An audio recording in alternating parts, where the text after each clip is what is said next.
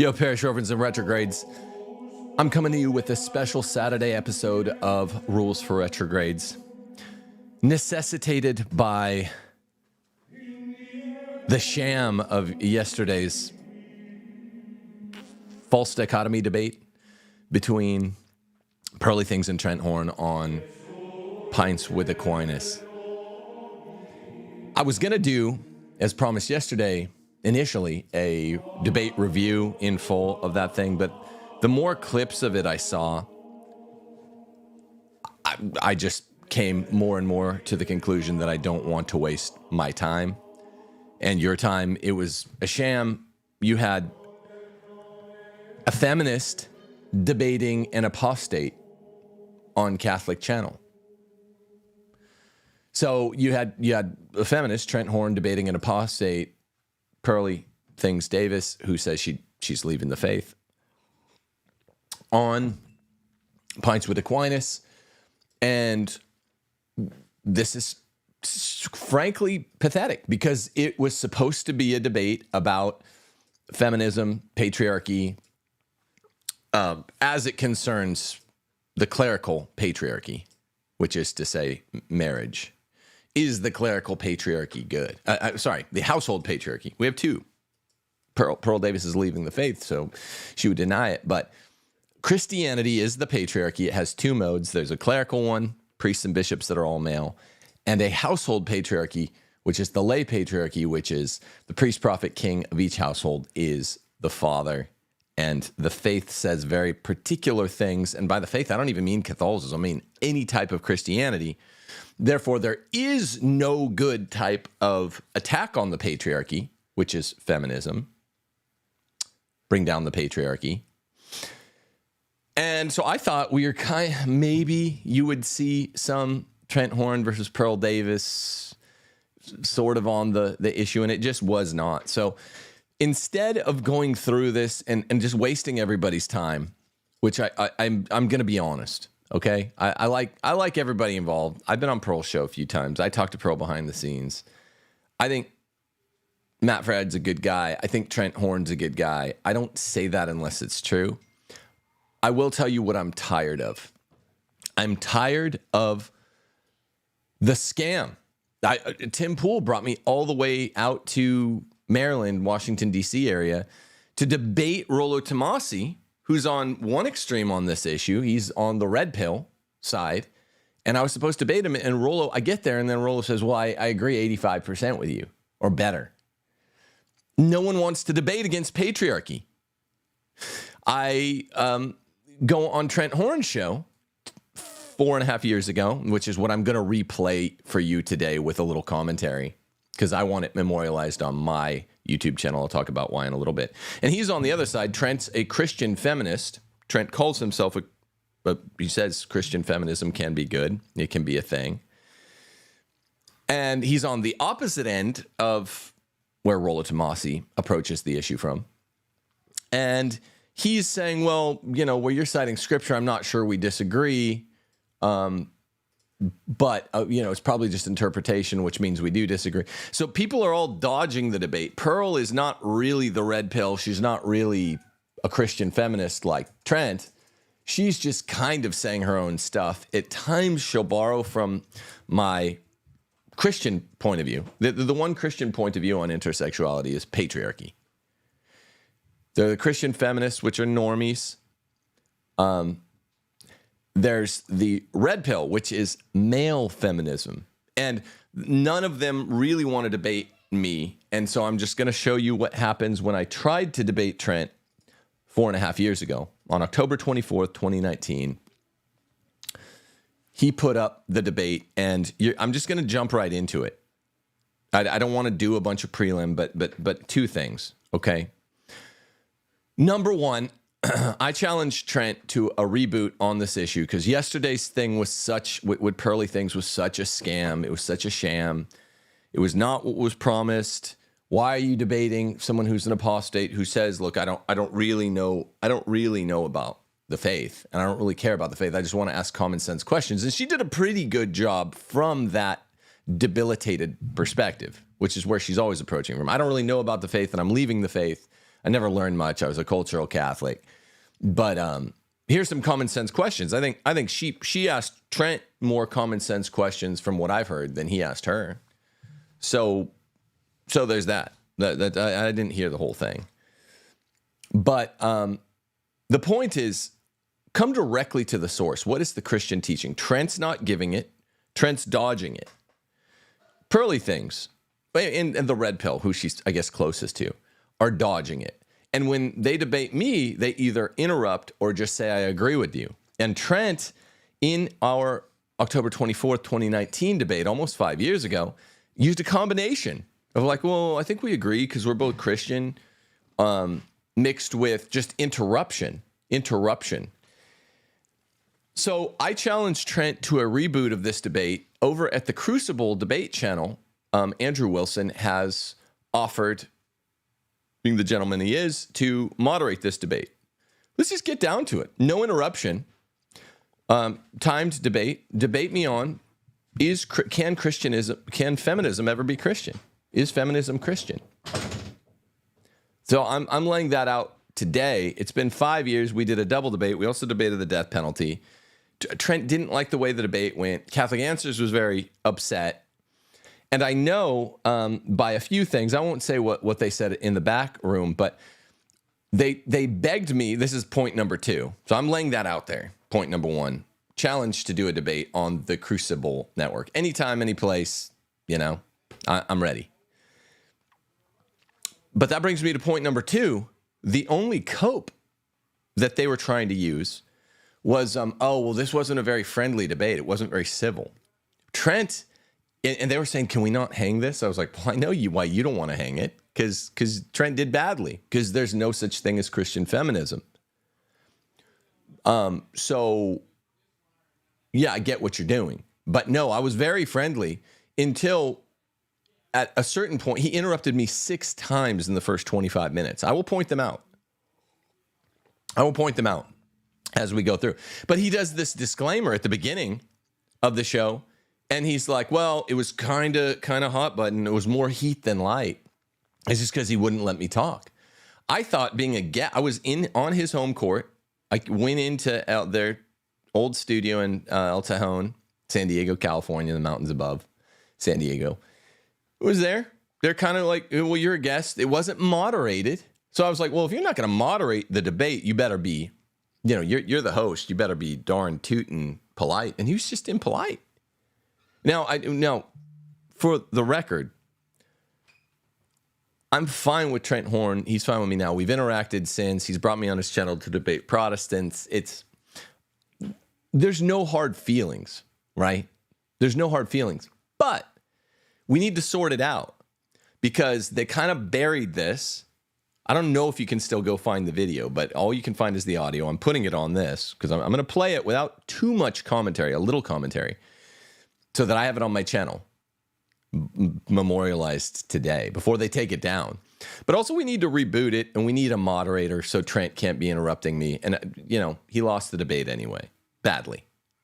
There is no Christian feminism. All right, so listen to how he starts out. It's like he's the one making the claim, it got unfriendly. He immediately starts interrupting me. I will show you. If I skip over without counting myself interrupting him in the first half hour at all, eventually I think I started interrupting back.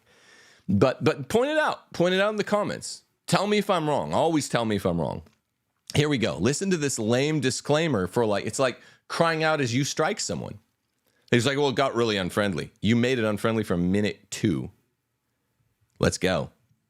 Hear my conversations with Tim Gordon on feminism and the death penalty, but I really think I need to give you a heads up, especially in the conversation on feminism, and to a lesser extent in the conversation on the death penalty. Our conversation really generated more heat than light. It didn't meet the quality that I normally expect for the dialogues here on my podcast, and I really find that to be unfortunate when it ended up transpiring. So if you don't like listening to combative, tense exchanges, these conversations may not be for you. But there still may be things that are helpful from them. Okay, well, here's what I am going to say. He lost the debate. He looked bad. He's used to debating Protestants where he wins. I mean, he's a fair debater, and he debates people that have the wrong worldview and he has the right worldview, Catholicism versus Protestantism. So he's used to winning, and he's kind of their debater guy. And he lost badly. And he lost badly while looking really petty, interrupting me once every 30 seconds for the first 15 minutes, every 45 seconds for the first 15 minutes. So he looked petty and wrong. And I was being pretty long suffering that day. So he's saying it didn't meet the quality. Yes, his side didn't meet the quality of debate. But I was writing a book. The other thing I'd point out that he says in a second here, so I don't have to stop it again, is he does admit, I'd forgotten this, that he offered to debate me specifically because I'd done an appearance on Matt Fradd's show on Pints with Aquinas 2 or 3 months before. And that's where I announced that I was writing this. So Pints with Aquinas really should have, because I'm the guy in the Catholic world that broke this. We're doing an attack on feminism. We're doing a reboot of the case for patriarchy. That's me. And I announced it on Matt's show. So that's kind of an honor for Matt. And now the whole talking points have changed since I announced this. Did a big show on Pints with Aquinas in July, August of 2019. Came on with Trent 3 months later. And the whole dialogue has changed. Now everybody's reeling. All these Abigail Favale, Carrie Gress, all these feminists are now kind of backing up into my position. Matt said, I think recently, last week, well, there is no good feminism. I used to not believe that. He said at one point that Steph convinced him, but then he won't have her on the show. He said at various points, wow, I'm basically taking Tim and Steph's position, but he won't admit that instead of having me back on the show to say, hey, you're the guy that started the fire. He's having all these feminists that hated my book and Steph's book that are kind of backing into our position while not admitting it. So that's why I'm pointing out it's really lame that Trent even admits here that he had me on because Matt had me on 3 months earlier. That you can glean from it. So definitely listen to them. Give me your thoughts. I mean, if you're not into that kind of stuff, I just wanted to give you a fair heads up. But listen, let me know what you think, and be sure to stay tuned for my debrief on the episode that I think will shine a bit more light when the conversations tend to generate a little bit more heat. Now, without further ado, my conversation with Tim Gordon on a Christian perspective on feminism. Welcome to the Council. Get ready to hear a lot of interruption. Unilateral, one-sided interruption. And welcome everyone to another episode of the Council of Trent podcast. I'm your host, Catholic Answers apologist and speaker, Trent Horn. And now a dialogue that many of you have been waiting for and very excited about. You know, here on the podcast, we've been doing series of dialogues between people who disagree, usually it's myself with people who are not Catholic that disagree on very important issues, but sometimes even Catholics can have disagreements on issues. And I think it's important for us to be able to sit down and talk about those disagreements in a civilized way. And to help me do that, our guest today is Mr. Timothy Gordon. Tim, welcome to the Council of Trent podcast. Great to be here. Thanks a million for having me. Sure. Why don't you just tell our listeners just a little bit more about yourself, and then I'll explain more what kind of prompted having you come down to the podcast today. Sure. Well, I'm Timothy Gordon. I do a twice-a-week podcast with Dr. Taylor Marshall called TNT, affectionately. And I've written a book, Catholic Republic. I got a couple other books close to being finished in the pipeline. Hopefully early 2020 will be their release date. One is called No Christian Feminism, and the other one is called Rules for Retrogrades. Mm-hmm. No Christian Feminism is the book that became this. It was originally co-authored with my brother, and there's a whole fallout between him and the publisher on that. So anytime I say No Christian Feminism, we are talking about the book that became the case for patriarchy and became single-authored. And yeah, I'm happy to be here, happy to be talking. I'm a debater, speaker, just like you, and enjoying the fresh field of Catholic phenomenon. It's been busy the last few years, hasn't it? You mean stuff going on in the church to talk about? You bet. Yeah. Yes, you and Taylor definitely have a lot to talk about. We all have a lot to talk about in the church for sure. So what prompted me to bring you down was that a few months ago, you had an interview on the Matt Fradd show, and you were talking about your book, No Christian Feminism, and about feminism in general. So I think we're going to do 2 episodes. And this one, I want to focus on that book you're writing and maybe some of the things that were brought up in that interview, because a lot of people came to me after that interview and said, hey, can you do a podcast on what Timothy Gordon said? Can you do a podcast on this? Can you talk about this? Righteous. And I thought, yeah, I can offer my insight. So why not just have you come down here, and then I can tell you what I think about it, and we can chat just about that. Because I think if people are... I'll just pause right there, and I'll give props to Trent. You're not going to hear me give too many props this time, though. I will say, That's good. He's got good instincts for like, I don't want to do a podcast about Tim and my disagreements with him. He's like me. He'd rather get the guy on and be debating because both of us are confident guys. Now, he was confident coming into this. I don't know why, because feminism is the original sin and it's the opposite of the patriarchy, which means Christianity. The original feminists all said we have to take down Christianity. Christianity and feminism cannot coexist. So I don't know why he thought he could thread this needle, but I admire a confident guy and the fact that he's just like, let me bring Tim in instead of doing a show on his topic against him without him. So props to Trent. There are so many podcasters that are more trad like me and that are a little bit more normie-con like Trent, whatever you want to call it, that do not do like me and Trent, that are just like, let's just get together and debate. And again, one more time, that's why I say we should do a reboot of this thing on the Crucible, moderated by Andrew Wilson. I have every confidence that Trent will accept the challenge because this is what he's like. When it comes to disagreeing, he wants to get in front of the person. That's the alpha move, and no one can challenge me that I will not accept a reasonable debate. Anything that you can debate. So props to him for that, for bringing me right in. Now, he got caught off guard, and that's when the interruptions began. We're going to have something to say about a book that I wrote or something I endorse. I would like to be able to talk with them about that. I'm sure you'd feel the same way. Of course. Yeah, and that was a good episode from Matt, too, by the way. That was his highest grossing episode. And lots of, contrary to the I guess, controversial nature of the topic or whatever the ostensible issue would be with it, the up to down ratio on that video was almost 20-1 holding for the first few months. So I think even now, I looked last week, it's 16 thumbs up to 1 thumb down. So it wasn't just men, it was women of the worldwide. The world is groaning out, the Catholic world, the secular world, the world of the pagans. It's growing out for the truth in terms of sex relations. And okay, well, let's talk about that. So you and your brother. I mean, that's immediately almost a borderline interruption. I won't count that when we say, okay, let's. I don't get it. I mean, if you're hosting a show, and that wasn't a particularly long introduction because I was introducing both myself, which is what he asked, and the topic, and he didn't bother to have a moderator come in and mod the thing. It's like, bro, don't be rude. I won't count that as interruption number 1, but look how many he pops into.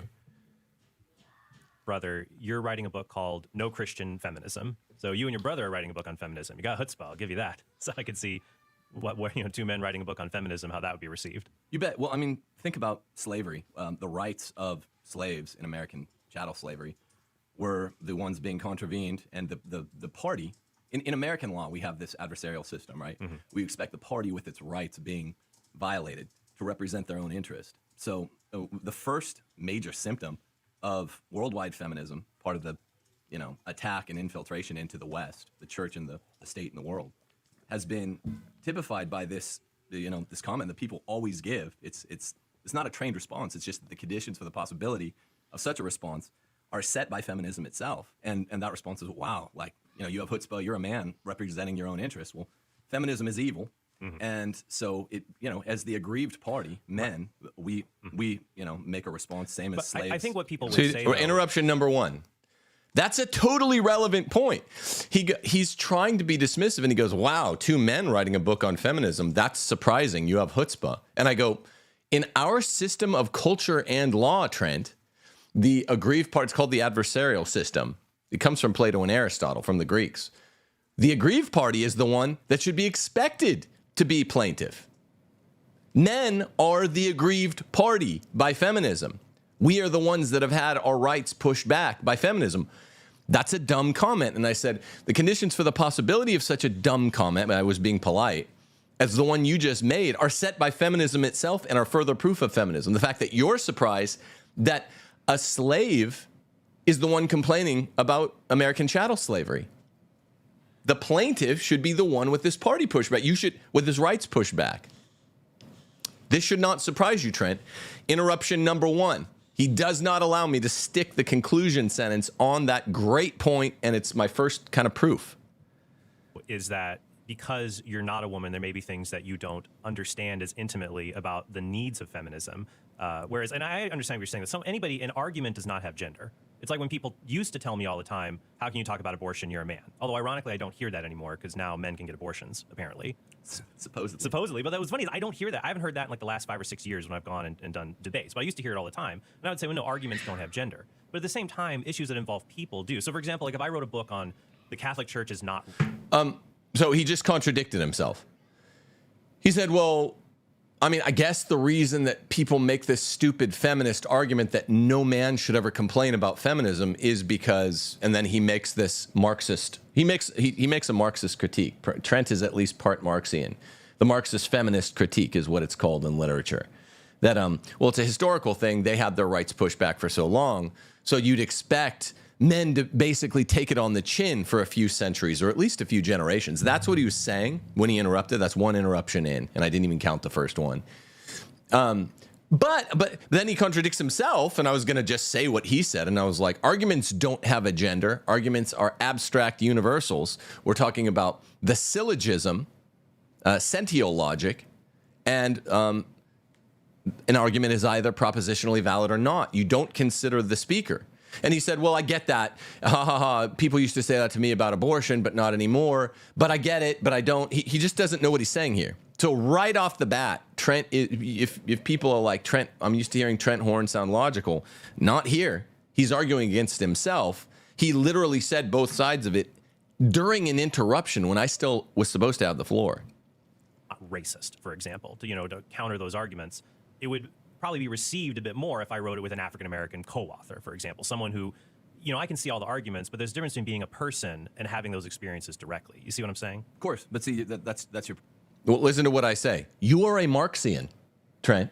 If I'm going to write against the proposition of racism, or I'm going to write against the proposition of feminism, I do not need to be a particular sex or color. And he's just saying, well, yeah, but the feminist Marxist critique says that you should be.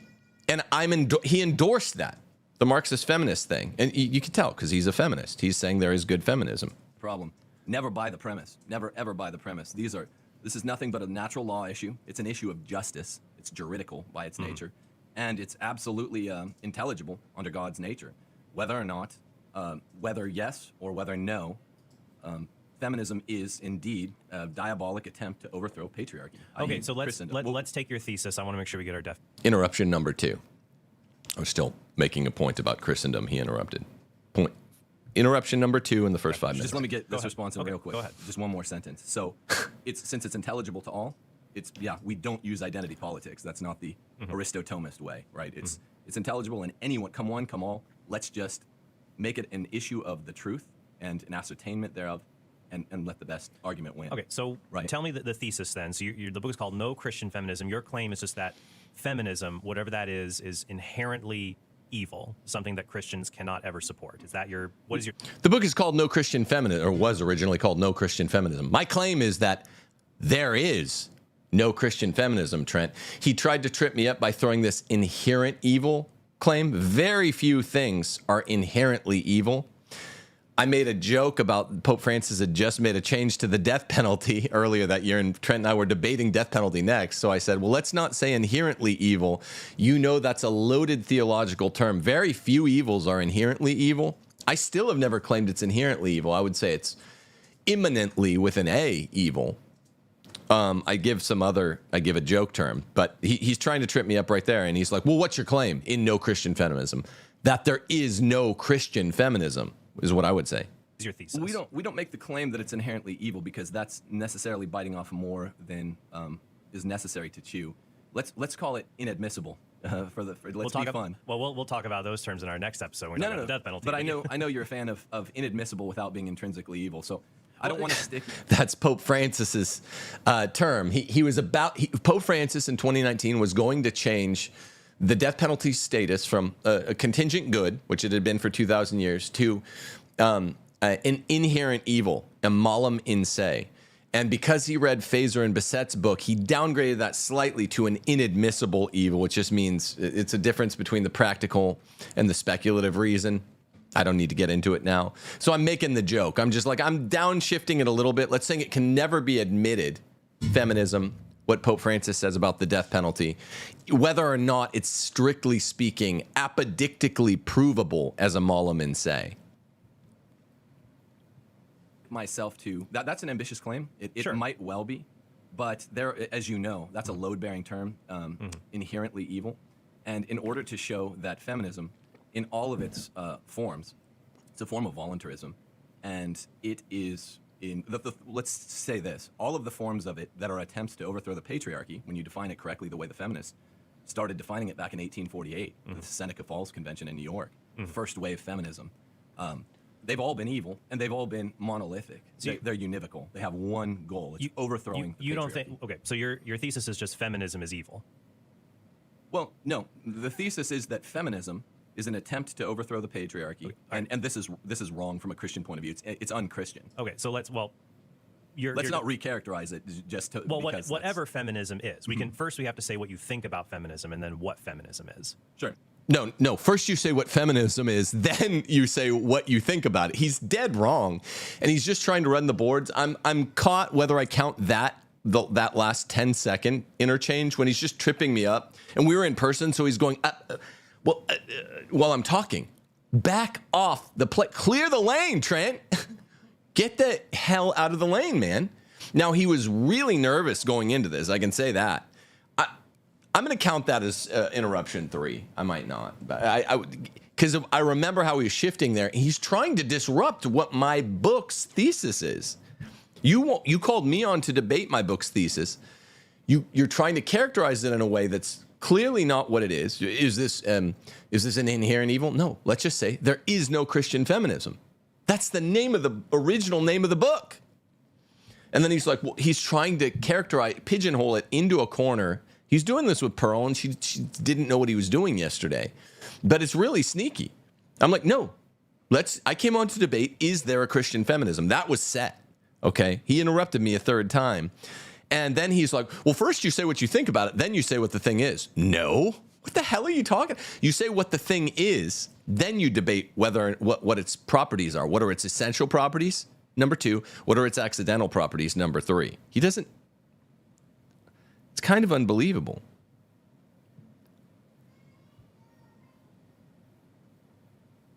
Okay. Well, I know faith that added to this about 40 years. that feminism flows from that, and that if women are not. Sorry, I lost the spot. Week it's 16 thumbs up to 1 thumb down. So it wasn't just men. I apologize. It was women of the worldwide. The world is groaning out. The Catholic world, the secular world, Okay. the world of the pagans is growing out for the truth in terms of sexual relations. Sorry about that. Let's talk about that. So you and your brother, you're writing a book called No Christian Feminism. So you and your brother are writing a book on feminism. Let's do that. I should have foreseen this. How that would be received. You bet. Well, I mean, think about slavery, the rights of slaves in America. That the party with its rights being attack and infiltration into the West. Response is just the condition All of right. the evil. And so, When there may be things that you don't understand as intimately about the needs of feminism, whereas, and I understand what you're saying, that anybody in Sorry about this. some issues that involve people do with an African American co-author, for example. So ever by the He says African American. under God's nature. I don't know how you guys whether or not, do it, man. Whether yes with or the whether no. listening to stuff like that. Feminism is indeed a diabolic attempt to overthrow patriarchy. okay, so let's Christendom. Well, let's take your here's- thesis. I want to here's make sure what we was- get our definition. just let me get this response real quick. 3 Just one more interruptions sentence. so far. Well, let's just 7 make it minutes an in. issue of the truth and an ascertainment thereof, and let the best argument win. Okay, so Right. tell me the thesis then. So the book is called No Christian Feminism. Your claim is just that feminism, whatever that is inherently evil, something that Christians I thought- cannot okay. ever support. Is that your? Let's call it let's say this: all of the forms of it that are attempts to overthrow the patriarchy, when you define I it correctly apologize. the way the feminists started defining it back in 1848, the Seneca Falls Convention in New York, first wave feminism. They've all been evil, and they've all been monolithic. They're univocal. They have one goal: it's overthrowing. You the don't patriarchy. think? Okay, so your thesis is just That's feminism the is third evil. interruption. Well, no. The thesis is that feminism is an attempt to overthrow the patriarchy, and this is wrong from a Christian point of view. It's unchristian. Okay, so let's Let's not recharacterize it just to because whatever feminism is. We can first we have to say what you think about feminism, and then what feminism is. No, first you So say what it don't is, like then you say what that, its it's- properties it's are. diabolical. I was saying no. We're saying it's antithetical to Christianity. I'm going to hold to a non-moving viewpoint here. Okay. It's antithetical to Christianity by its own designs and by any instantiation that it's ever made. So same thing with your socialism book. It's like that, except in the... Well, I believe socialism. Okay, so I just want to point out, he said, oh, well, this thing had more heat than light. It took me 9 minutes and 14 seconds to get to this point, and he was arguing with me. He hasn't read the book. The book wasn't even out yet. He's like, what are you writing a book about? And I was like, well, it's called No Christian Feminism, Trent. He's already interrupted 3 times, and he's tripped over himself and made himself look like a bad host 3 times. No Christian feminism. Well, my thesis is that there is no Christian feminism, or that feminism is antithetical by its own designs to Christianity. And he's like, okay, fine, I guess I accept it. He's already created nothing but 9 minutes and 14 seconds of heat, almost. He had a little intro in there. And now we're just getting to it. So all of the heat, 3 interruptions in, and they don't stop here. Oh, no. But that should have been the first line. What's your thesis? That there is no Christian feminism, or if you want me to rephrase it, that feminism is antithetical to Christianity. Then he'd go, okay, all right, let's move forward on that. He won't cede that because he knows how strong my claim was. Evil, though. Well, I believe feminism is evil, too. You said inherently evil, and I just... See? While that might be the case, it's a bigger argument than one can chew on. So it's evil. So define, and this is always going to come He's back. still on evil. It's antithetical to Christianity. That is definitely contingent proximate evil. I do think that I could make the claim. I could probably tag that bet. It's inherently evil.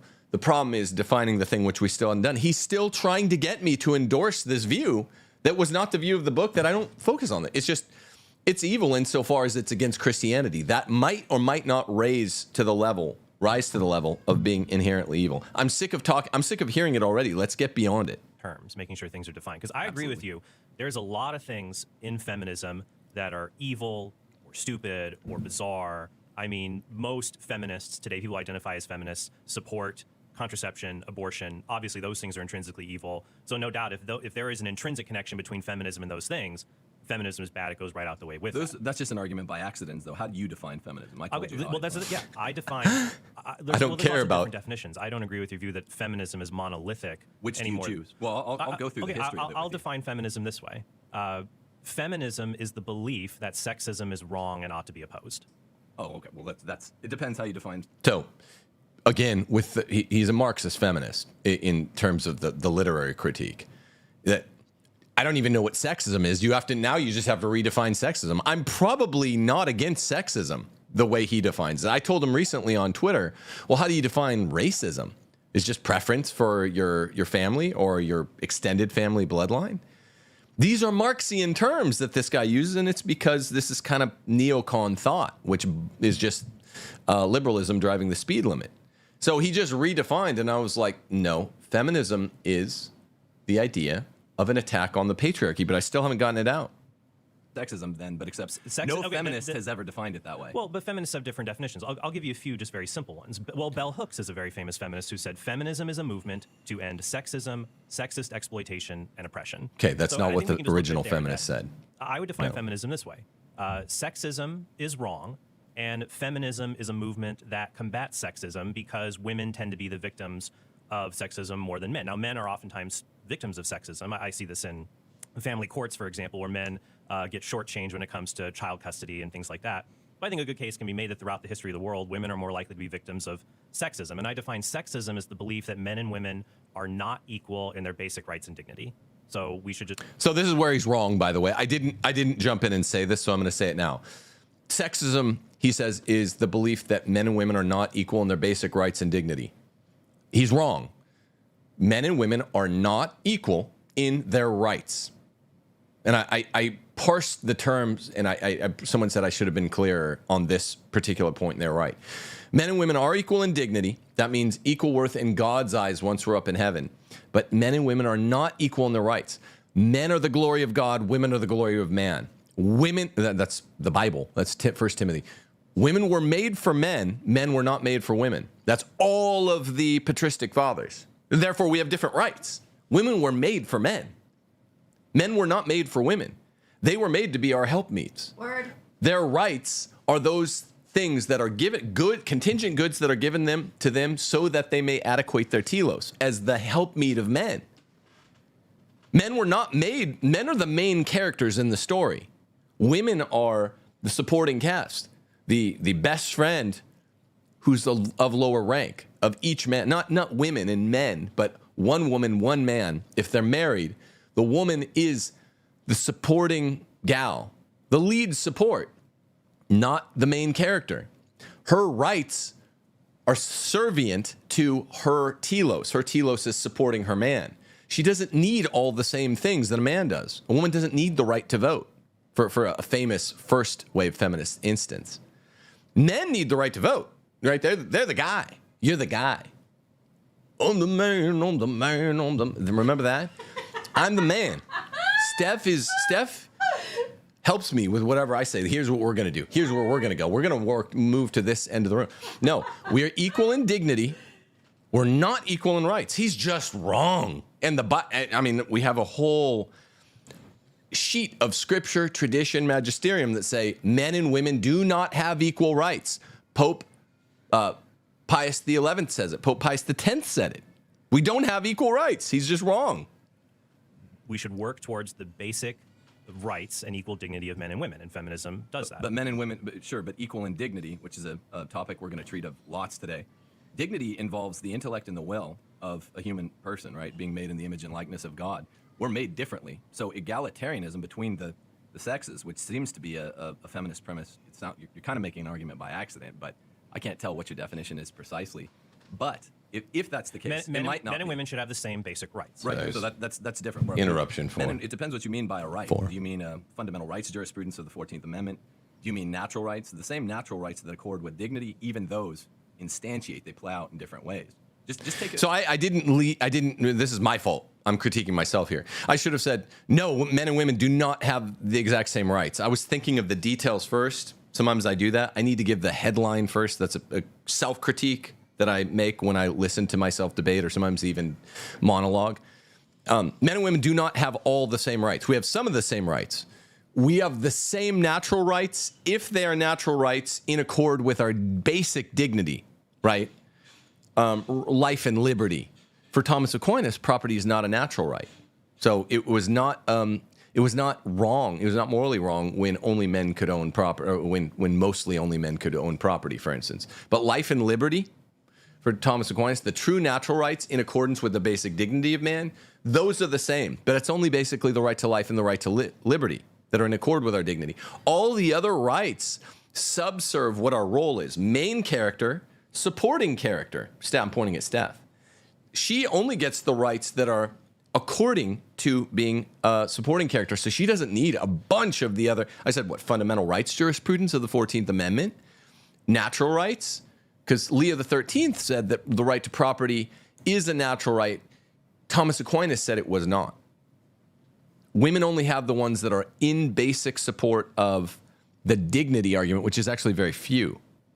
Take the first wave feminists at their argument. Well, let's go through. Can we? Yeah, let's. I'm writing the book. I have all this stuff fresh in my head. Fine, we can go through the waves of feminism, but I think if we start there, I won't count that as an interruption. Like, you and I would agree that sexism is wrong. It depends what you mean. What do you mean by sexism? What do you think sexism is? I think men and women are equal in dignity in the eyes of God, but the church has taught perennially, and this is not even debatable, that men and women are not, their rights do not show in the same way. I really wish I would have said that men and women do not have the same rights, all the same rights. We have some of the same rights. We don't have all the same rights. I'm self-critiquing. I said they don't show in the same way. Where they have the same rights, they don't show, they don't demonstrate in the same way. And they also don't have some of the same rights. So I just need to, I'll critique myself there at 12 minutes. Being easier to discuss once we get into the specific claims and requests by feminists. But you agree here that men and women ought to be treated equal in at least certain ways.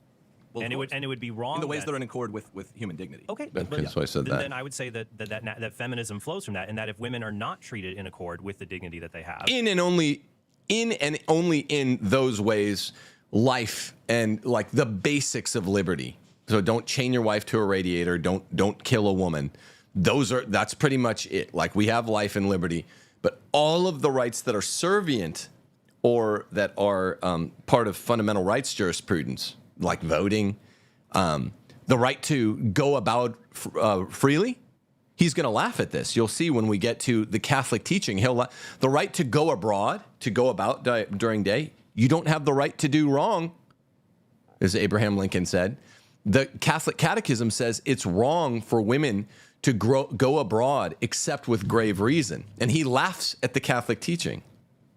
Then that would be an injustice that ought to be remedied. Sure. And we could call that feminism. Let's define terms, though. I don't like keeping it this nebulous. This is well, really nebulous. Then let's go through. Let's go to... Can I make a sort of preliminary statement? Okay. The point of view of everyone who I've ever spoken to, this is incidentally a minor argument of accident, but except since I'm not exactly sure what your position is, and you're not writing a book on feminism, it's probably worth me saying this. Mm-hmm. Everyone that's ever opened up with those 2 or 3 premises, which you did to me so far, okay, functions under the disillusion that first wave feminism was good.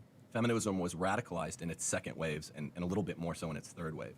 And now some people say we're in a fourth wave of feminism.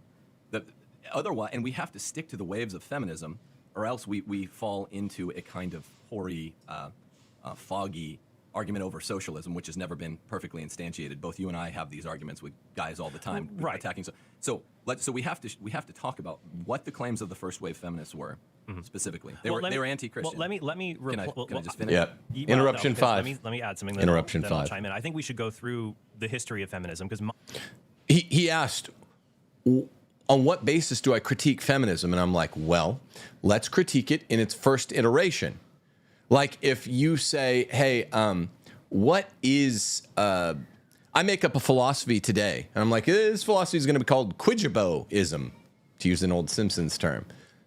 And you're like, here's what Quijiboism is. It has 5 elements. This is what I was trying to do. He interrupted me with interruption number 5. And he's like, well, I want to define it in a more favorable way than Tim Gordon did on May the, whatever it is, 11th, 2024, who is the founder of Quijiboism. And it's like, well, you don't get to do that. I mean, you could say, oh, well, can't we imagine a good Quijiboism that has only 3 of those elements and has, instead of the other 2 bad ones, 2 good ones? It's like, you're just playing Parler games. The first instantiation of feminism was first wave feminism. They're not ideological distinctions between first, second, third wave because they're all the same. They are useful chronological distinctions. That's why I'm like, there aren't real waves, but they are chronological waves. That's why I still use them. It popped up at the Seneca Falls Convention. This is when it was born in 1848. I'm using their 5 basic goals that they stated in a published book called by Elizabeth Cady Stanton. And he's like, no, I don't want to do that, because he knows, he must have known where I was going. Position is that feminism, it's an ideology, but also a political movement, and feminists don't even agree among themselves. It's not monolithic. It's highly fractured. And I would say that there are some things feminists have argued for that are bad or evil, and some things they have argued for that are good. And so my position would be we should give feminism credit for the good things it has done to improve women's dignity throughout the course of history, including first wave and even some second. So this is like saying, because the Marxists were actually giving a proximal contingent good, like bread in bread lines, that we should say that Marxism is part good. That's not how we judge ideologies. Luciferianism, Fulton Sheen affirms this, has something good in it, right? The concept of devotion. When you say I'm devoted to Satan, that's an evil philosophy. But by Trent's perspective here, well, but at least Luciferianism gets devotion right. We should be devoted to something. Now there's a difference between sense and reference in philosophy. They're referring to the wrong thing, but the sense of devotion is good. So isn't Luciferianism good? I'm saying no. There is nothing new or positive that feminism brought, because it's all antithetical to Christianity. He doesn't get it.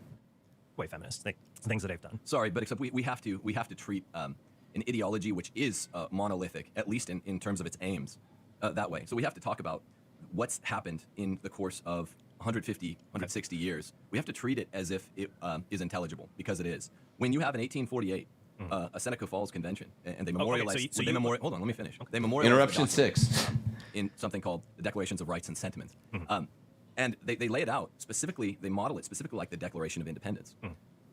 Okay, so they say here are our goals, and here are our means of effectuating these. All of the goals were effectuated within about 120 years, and the means of effectuating them were precisely what they said they would do. So there's design there, right? We both make arguments for design all the time. Right. And first wave feminism, quite simply, the beginning of feminism in its inception was radical. Here were their 5 goals. They wanted to get women into the priesthood and into the, I guess, ministerial class of Protestant preachers.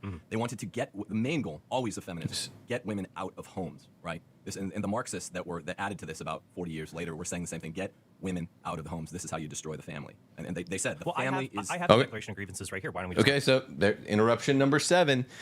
16 minutes, 40 seconds in. And if you're wondering, like, well, you are talking more than him, Tim, it's because he brought me on his show. He wasn't calling it a debate. He was dithering between calling it a debate and a dialogue. So he's saying, characterize your own argument. You're writing a book. I'm not. I think I disagree with what you said on Matt Fradd about your book. So you tell me first. So it's not like, I'm not saying that we've had equal portions. He chose not to have a moderated debate where we would have equal times. My time was supposed to be equal, and he's interrupted 7 times in 16 minutes and 40 seconds. I'm counting them out. 7 interruptions. That's what creates more heat and light. Just lay back. Let me say what my thesis is. And he's like, well, isn't it that it's inherently evil? No. Isn't it that feminism is evil? No. It's that it's antithetical to Christianity. It's that there is no Christian feminism. It's in the title, dude. He's trying to push you in a way so that he can beat up a straw man. 7 interruptions in 16 minutes and 40 seconds. It's been nothing but heat so far, no light aside from when I'm talking. Right. Sure, it's a long document. Well, except let me typify for then give me the other 3 how you summarize it then. Sure. Okay. Yeah. So it's get women out of the homes, get women into the priesthood. I had to start over. Oblique reference to the sexual sins of men and promiscuity. Wink and a nod that women need to do this as well. Promiscuity. And then of course there's the voting issue, right? Which voting takes the form of about 2 bullet points. When I do dialogue with people, they always say first wave feminism. The 5th is that's get good. women in the Women voting. workplace. Like, well, fine, but voting was the suffragettes. This was nothing more than a Trojan horse for the other talking point. Fine, women voting. We don't even have to discuss that. Well, because no, no one's opposing it. Well, I So think getting women out of. He jumped in before I could do number 5. Agree, or at least don't disagree about that. But Timothy, people did disagree about that vigorously 150 years ago, and so that was a major gain for women's rights and dignity to be able to have their voices heard in the legislature, so that laws could be passed to protect their particular interests. So that's You can call me Tim. So you could call me Tim. No one calls me Timothy. But by the way, so he just said major gain. So Trent is for. So he is of the Marxist feminist sort. He's for women voting. I don't know if he's admitted that before, but he says the women's franchise was a major gain. So I guess he is. He's not saying it clearly, but he is a first wave feminist.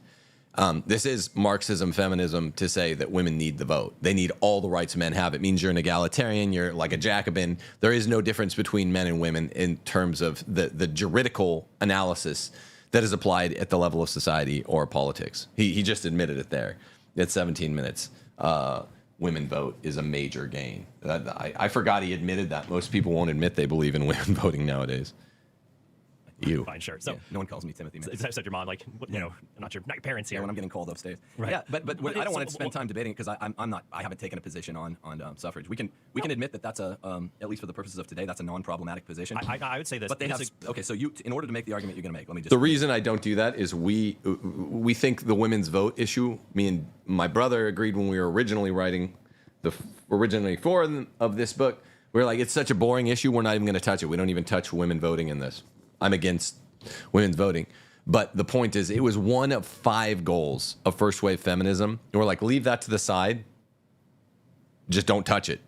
The other 4 goals are exactly what you hear in second and third wave feminism. Basically, the next 2 in second wave and the next 2 in third wave. So there's no ideological distinction. With some time here. If you want to spend time on an issue, that's not at issue specifically. It's an issue not at issue between you and I, women voting. When I say, look, I don't accept that this has anything to do with the other constituent parts of first wave feminism. The constituent parts of first wave feminism are the constituent parts of all feminism, right? And they're not necessary properties sine qua nons of voting, right? Women could, and I mean, it's just, furthermore, it's not really an interesting issue. It's kind of like talking about slavery or something like that. But I mean, the main problems that I have with feminism, that Christianity writ large has with feminism, is getting women out of homes, the intended disruption to the family. I mean, I have tons of magisterial statements about this right here. Well, it's not just getting women or allowing getting women them into the priesthood. They're naming Interruption 8.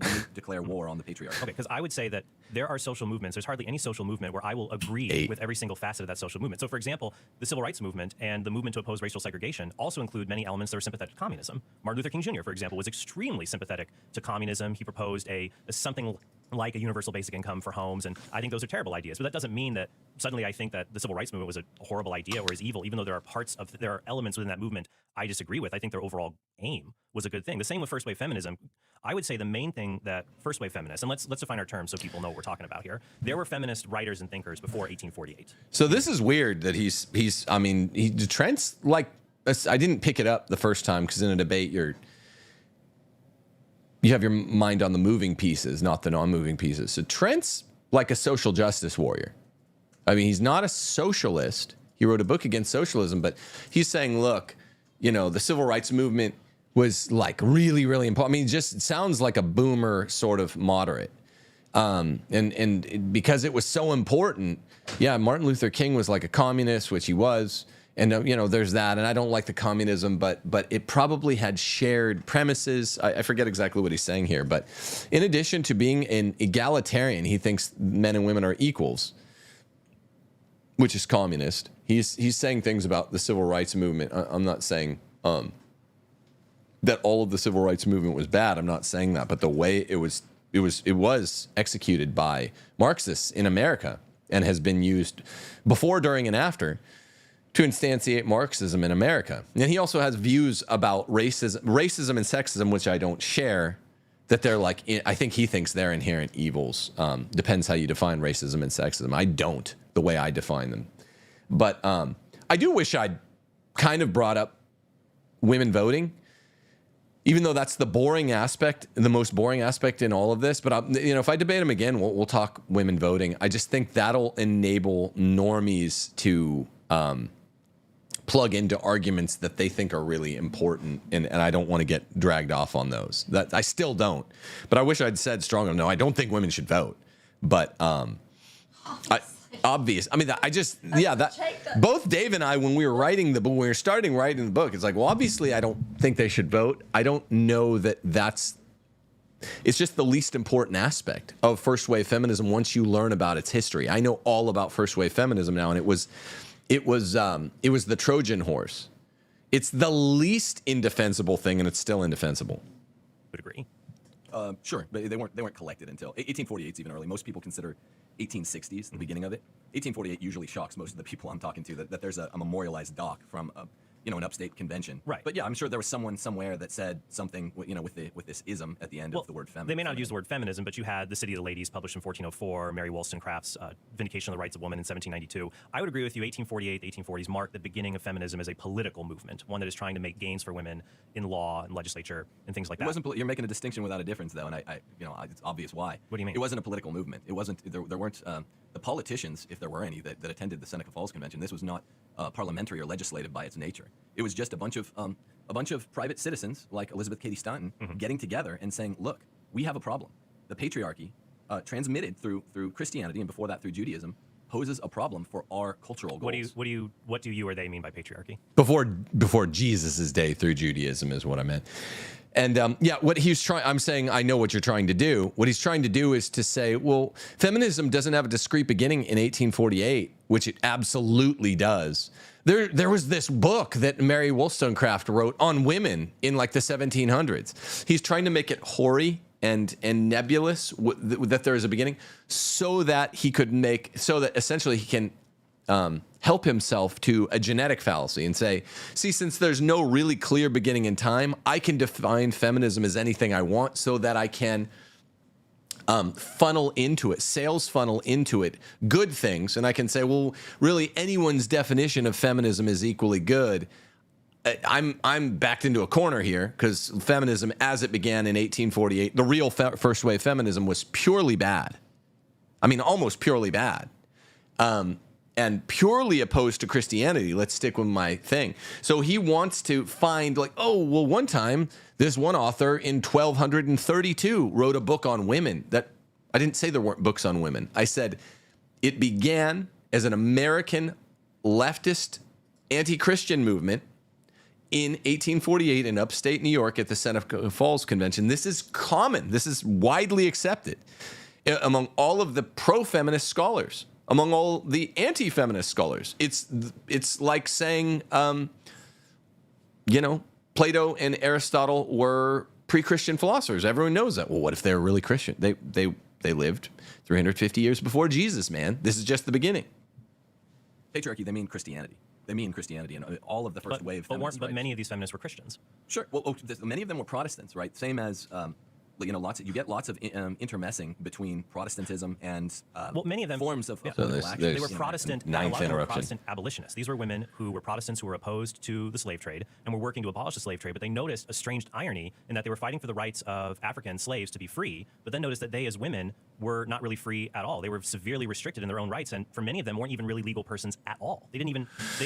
Elizabeth Cady Stanton, who was the main one who started this and who wrote the memorialist document, said the real Bible will never avail Christianity. Christianity is against what we're doing. I'm paraphrasing it. And therefore, I must rewrite the Bible if feminism is to be consonant with the Bible. It's called the Woman's Bible.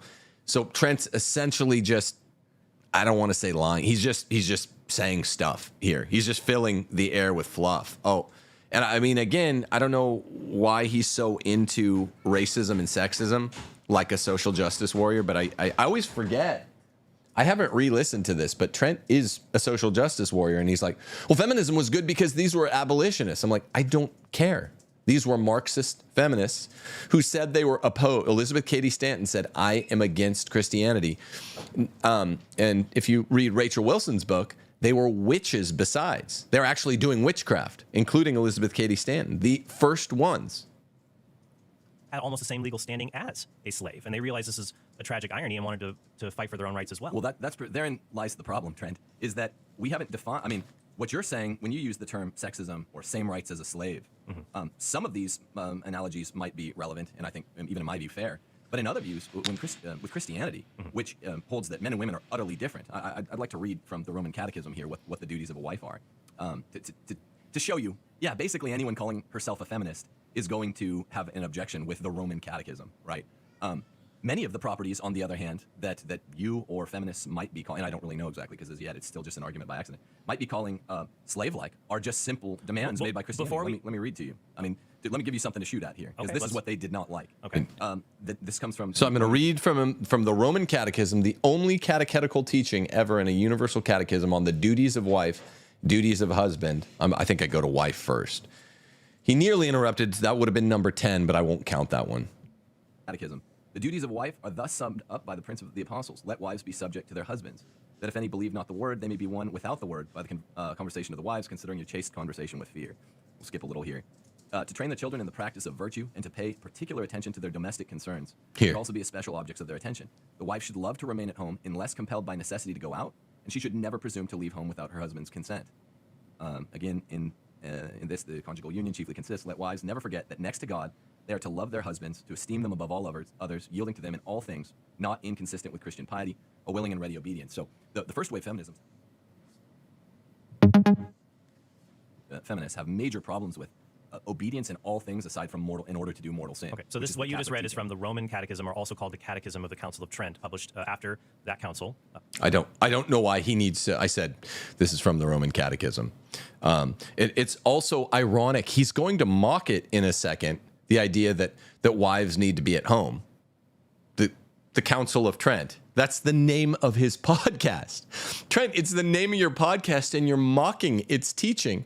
The only catechetical teaching ever, the 93 Catechism, did not update this in any way. You're mocking the name of your podcast, the Council of Trent. Trent, he's literally going to mock it, and he's like, okay, well, this is from the Catechism of Trent. Yeah. In the 1500s. Okay. It's the only teaching on the duties of wives. Also Trent, of course, Keith Bunn, in the late 16th century. Okay. So that Cool. section there, how does that relate to that the Catechism is giving an exhortation or prudential judgment that women should love being at home, which almost all women did. It's not a prudential judgment. It's not a prudential judgment. What is that teaching? Is that an infallible teaching of the church? No. But as you know, there's So right away, he's off on... So he's objecting, because Trent is a feminist, to the only catechetical teaching on what wives should do. It's a duty of wives. The duty of wives is to be at home and to love to stay at home. And he's saying, well, that's a practical judgment. Well, yeah, of course it's a judgment of practical reason. Anytime that you read any text and it says the duties of gardeners, the duties of podcasters, the duties of men, the duties of husbands, the duties of wives, the duties of mothers, it is the practical reason. Go study your Aristotle. It is not the speculative reason. So obviously we're dealing with phronesis because we're not dealing with calculables, as Aristotle calls them. So yes, of course. Are you saying, Trent Horn, that the Catechism does not have various sections saying the duties of priests, the duties of prelates, the duties of laymen, the duties of husbands and wives? Are you saying that the Catechism can't lay that down? He's like, well, that's a practical judgment. Is it inerrant? He just doesn't like that it says the duties of wife are to stay home and to love being home and only go out under extreme necessity and to obey their husband in all things aside from grave matter. I mean, a prudential judgment and an infallible. A prudential judgment, for people out there listening, would be something like, even though such and thus is licit, I don't know, say the death penalty and timelessly, perennially embraced by the church, it shouldn't be applied in thus and such conditions. Here, on the other hand, what we have is an invocation to the Prince of the Apostles, then let wives be subject to their husbands. Then it lays out some specific duties of what wives are. And then he says, non-prudentially, let wives never forget that next to God, they're to love their husbands, to esteem them above all others, yield to them in everything except in order to do mortal sin, in all things not inconsistent with Christian piety, a willing and ready obedience. The feminists hate this. I mean, they hate this. That's why you're trying to typify it as a prudential judgment. How are you saying? And it's also, it proves that the rights of men and women aren't the same in at least one way. The rights of the men to go abroad, some translations are go abroad, some are just go out. Go do commerce by day, go into the workplace, go into the agora, the city square. Women are not supposed to be doing this discretionarily, according to the Roman Catechism. I'm just reading it to you, Catholics. St. Paul says as much. And Trent's like, well, I was reading it because I was still thinking of the rights disparity that Trent denies. There's a disparity in the rights of men and women. Men have the right to go out, to go abroad without extreme necessity. Women do not share that right, according to the Catholic Church. According to the Catholic Church, women do not share the right to go abroad. And he's like, well, this isn't infallible. Okay, well, it hasn't been changed. How can you change the duties of a nature, the nature of man, the duties of the nature of a married woman? I don't know how you would do that, but luckily the church hasn't tried to do that yet. Luckily, Francis hasn't. So Trent loses, as a matter of fact, on Catholic teaching on disparities of men rights and disparities of women's rights. Specifically, is there a disparity between male rights, married, and female rights, married? He said no. I said yes, there's a disparity, and we just came up with one. All I had to do is come up with one. Men have the right to go out. Women do not, except in extreme urgency. Christianity. Does that paragraph say the church teaches that? It doesn't put this forward as doctrine. I'm not characterizing it as well. It is doctrine. It's not dogma. It's not dogmatized. How would that be doctrine? This is doctrine because it's a consistent teaching of the church. It's hermeneutic of continuity. It comes down. How is it doctrine? The doctrine just means teaching. This is the catechetical teaching on the duties of husbands and wives. And social justice warrior Trent Horn is saying you don't have to follow the teaching of practical reason, not speculative reason. I don't know if Trent knows the difference for Aristotelians on the duties of husband and duties of wife. He's just a social justice warrior. He's saying, look, you don't have to. He's literally telling his audience with subtext, you don't have to do this. Let's go to some 20th century encyclicals. Well, no, because we can do that. Let's talk about the Roman Catechism, then let's go back through the history of feminism. Here's why it's doctrine, because it's all there in Scripture. Let's talk about a little Scripture. Let's talk about, and if this goes back further than you're comfortable with, I guess the 1500s isn't that far back, man. No, well, but if you want to do, you're wrong about century, it being a doctrine. It doesn't include. It's not a dogma. I didn't say it's a dogma. I said doctrine. That it's a teaching of the church rather than a prudential judgment. It's not just a prudential judgment. What is your evidence that it's binding today? He says Trent's failing to distinguish between reformable and irreformable doctrine. Doctrine and teaching literally mean one another. Okay, doctrine in Latin means teaching. I'm saying it's not a dogma, but it's a teaching, and he's just more heat than light. He heard something he didn't like, the teaching by the church. I mean, literally, the catechism is teaching. I'm not saying it's irreformable. It's the teaching on the duties of husbands and the duties of wife. He heard something he didn't like. Oh, I don't know what it is. Is he letting his wife go abroad? without having grave reason to do so, and it just doesn't like it, and he's mad when he's saying, well, it's not a teaching. It's definitely a teaching. I just read you the teaching of the catechism. It might be reformable, but then I said, he interrupted me again. I should count that as number 10.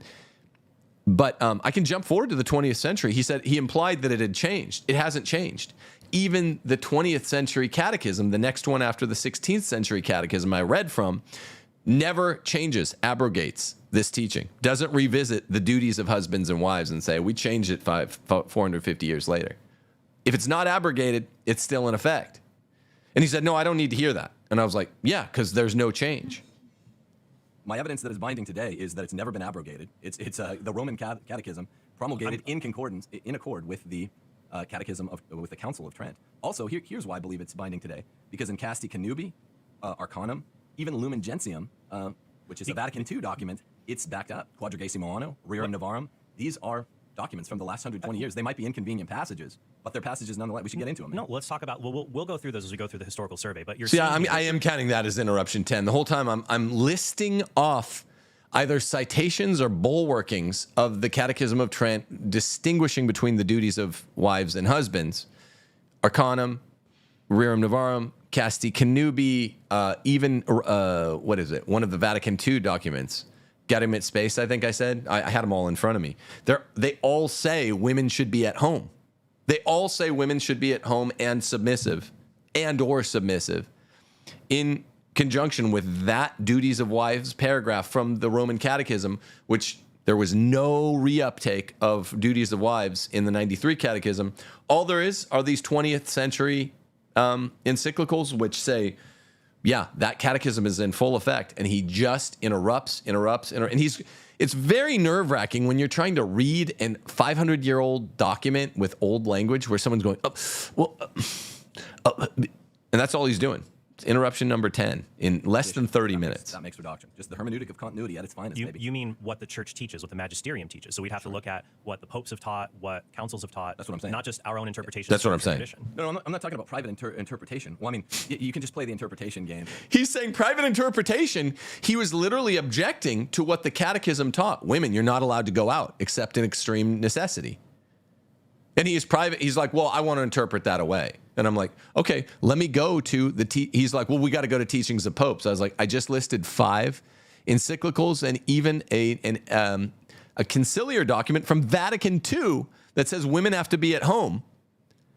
And he's like, well, I don't want to hear him. Then later he says he does. This is what it looks like and sounds like. I guess you guys aren't seeing it. It wasn't pretty. To be backed against the corner if you're Trent Horn. This is what legal realists do when you go to law school. I mean, I'm going to read to you what the popes have taught in Casti Connubii, which is one of the most recent papal encyclicals that's considered to have a dogma. Well, what about the Congregation for the Doctrine of the Faith? Because right here in 2004, the CDF, which is the highest office in the church in preserving the teaching of the faith, says that women who freely desire will be able to devote the totality of their time to the work of the household without being stigmatized by society or penalized financially. So they're saying women should be able to stay home without being penalized. But while those who wish also to engage in other work may be able to do so with an appropriate work schedule and not have to choose between relinquishing their family life or enduring continual stress with negative consequences for one's own equilibrium and the harmony of the family. So here we have a recent magisterial document that's talking about it's acceptable for women to either be at home or to be apart from the home. So why wouldn't we listen to that? Well, because hold on, let me re-listen to what that document says. With negative consequences for one's own equilibrium. Let me re-listen. May be able to do so with an appropriate work schedule. So they're saying women should be able to stay home will be able to devote the totality of their time to the work of the household without being stigmatized by society or penalized financially. So they're saying women should be able to stay home without being penalized. But okay, he's saying they shouldn't be stigmatized. Feminism uses stigmas to stigmatize women who want to stay home. Now, I need to hear the other half of this. So he just contradicted himself. He says feminism is good. Feminism, its first premise is stigmatize women who want to stay home. Simone de Beauvoir talking to Betty Friedan, saying, we're going to use force in France. You guys are using shame in America to make sure women are too ashamed or it's illegal for them to stay home. So these are first and 1.75 wave feminists talking about the primary goals of feminism. Everyone knows what it was. Shame women into the workplace. That is what feminism was. I have all of these documents lined up saying women must remain at home. The Roman Catechism says they must remain at home. The Scripture says it. It says it in several places. And 7 or 8 20th century popes reaffirm they must be at home. Vatican II says it. I don't know this document he's quoting from in 2004. I don't remember this. Let's listen to the second half. While those who wish also to engage in other work may be able to do so with an appropriate work schedule and not have to choose between relinquishing their family life or enduring continual stress with negative consequences for one's own equilibrium and the harmony of the family. So here we have a recent... Okay, so all this document means is other work. This means you have to be in the curtilage of the home. The timeless teaching for 2,000 years, it doesn't say you get to go to an office. It says other work, meaning it's always been okay. I have the exception in here. Women can work while their kids are down for a nap in the home, or, and I'll cite all the 20th century popes as I do in here, 7 of them. They have to work in the home or in the curtilage of the home for like a farm. So a woman can, as the helpmeet, help her husband in the farm. That's not abrogated by this weird 2004 statement. It just says other work besides like just a woman's task. So that other work in the sense that Trent just cited it means, yeah, women can, if your baby's down for a nap, you can go upstairs and write your novel on the computer. That's fine. We've said that a million times. You can go help your husband if he's a farmer out in the curtilage, the land surrounding your house. The popes have been very specific about that. That's the teaching. So it's just stupid. He thought it meant that women can go to an office or they can go around town and leave their babies with babysitters. The church has always taught no. That's talking about it's acceptable for women to either be at home or to be apart from the home. So no. Why wouldn't we listen to that? It didn't say apart from the home. That's why. I mean, this is how the hermeneutic of continuity works. There's a tension there. There's a basic tension with 2,000 years of Christian teaching, including Council of, the Second Vatican Council, Lumen Gentium, paragraph 52, which is very recent. And when something is new, novel, and strikes a funny chord, which happens all the time, as you know, in 2,000 years of doctrine, it doesn't get picked up. That's a vague passage. It doesn't really speak to what we're talking about here. What the CDF just talked about? Yeah, it says how is it vague? It's hortatory. Okay, so it's hortatory. But it's just saying, look, this is what is ideal. It makes the timeless Christian teaching sound in a vague way a little bit more like an exhortation or a suggestion. Let's go. How is that Hold on, not let me in read the Roman... from you Lumen Gentium 52. No, I want to go back to the Roman Catechism. I want to stay here till we have this resolved. Wait, No. Lumen Gentium 52. You listen to what this guy does. Man, I'm realizing how tricky he tries to be. It just in really puerile ways. He said, no, I don't care about the Roman Catechism. That's just a catechism. That's just, that doesn't have any binding force. I'm like, let me go to Vatican II document. And he goes, no, I want to go back to the catechism. Why? If it's unconvincing to you, it won't be to most of your audience. The duties of husbands and the duties of wives, the only place it's ever been laid out in catechesis. He said, no, I don't care about that. Then I'm like, well, I want to read Vatican II then because this is binding. I was going to read him saying women need to be at home in Vatican II.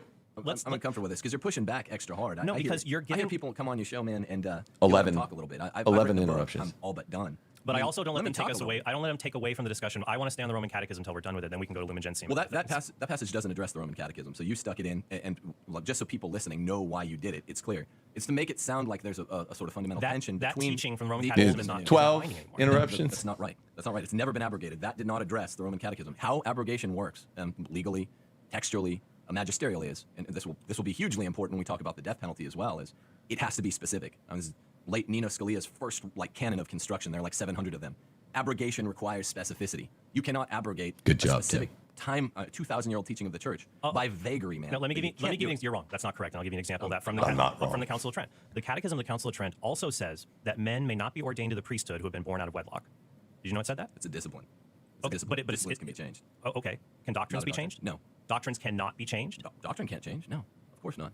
How doctrine cannot be contradicted. Look, Lumen Gentium 52 says discipline can, doctrine can't. Okay, there are reformable and irreformable. Both Trent and I were way off on this because I had my eyes fixed on feminism. He's just clinging at straws. There's reformable and irreformable doctrine. The point is this, because you're talking about natures, quiddities, ratios of male nature and a female nature. Could it change? Has human nature changed as male and as female? Probably not. But my point was the church has not tried to change this teaching. The last council, right? What we're talking about, Council of Trent. Well, the last council, liberal, you'd assume feminist Vatican II did Gaudium et Spes, and Gaudium et Spes said women needed to be at home, and he won't let me read it. He wouldn't let me get it out. I think I sneak it in anyway. That's not true. Develop, but that's a highly misleading term. It is true. Doctrine cannot be reversed. Discipline can. It's Catholic 101. The church used to teach that it was permissible to own slaves or that it was immoral to take interest on a loan. Those teachings have changed. Look, I know the game, man. No, it never taught. He's just slippery. And by the way, even Jonet, I believe, says not all forms of slavery are wrong. I think it's Jonet, the 20th century moral theologian. So the church used to teach slavery is wrong. Trent's he's a social justice warrior. I'd forgotten how much because I haven't listened to this in 4.5 years. I'm not joking. I didn't listen to anything but the first 20 minutes before today. Yeah, if the church taught that slavery was not inherently evil, then it can't be inherently evil. That the moral constituents of the act of usury were right. I understand. I appreciate that you're out there making these arguments. But the moral constituency of what we today call slavery, the terms might have changed. The moral constituents of what we today call usury never changed. The church's teachings never changed on those. The terminology did. The lexicon did. Lumen Gentium 52 says the family is a kind of school of deeper humanity. I love that I just go ahead and I'm like, I'm reading Lumen Gentium on your show, bro. Listen to it. But if it is to achieve the full flowering of its Here life, goes. the terminology did, the lexicon did. Here it goes. Lumen Gentium 52 says the family is a kind of school of deeper humanity. But if it is to achieve the full flowering of its life and mission, it needs the kindly communion of minds and the joint deliberation of spouses, as well as the painstaking cooperation of parents in the education of their children. This stuff is so flowery.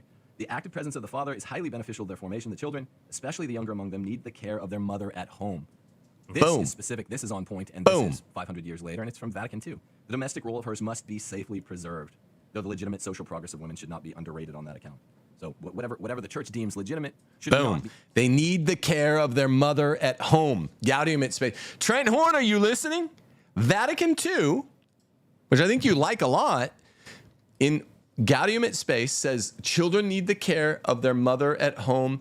What was that last line? Social conditions shouldn't Safely preserved, though the legitimate social progress of women should not. And it should be on point, safely and this preserved. is 500 years later, and it's from Vatican II. The domestic role of hers must be safely preserved, though the legitimate social progress of women should not be underrated on that account. So again, because Vatican II is flitty in a lot of ways, it adds that last vague statement. And I didn't really want to talk about it that day because he'd be trying to expand it. But yeah, Vatican II had the Skittles libs there. So the domestic role of the mother, which is 2,000 years of teaching, all the Old Testament teaching too. In the book of Sirach, it says it's shameful for a woman to work. Well, for 2,000 years, it says women need to be at home. They need a grave reason to go out. That's the teaching. Maybe it's a reformable teaching. I don't see how it could be, but it's never been reformed.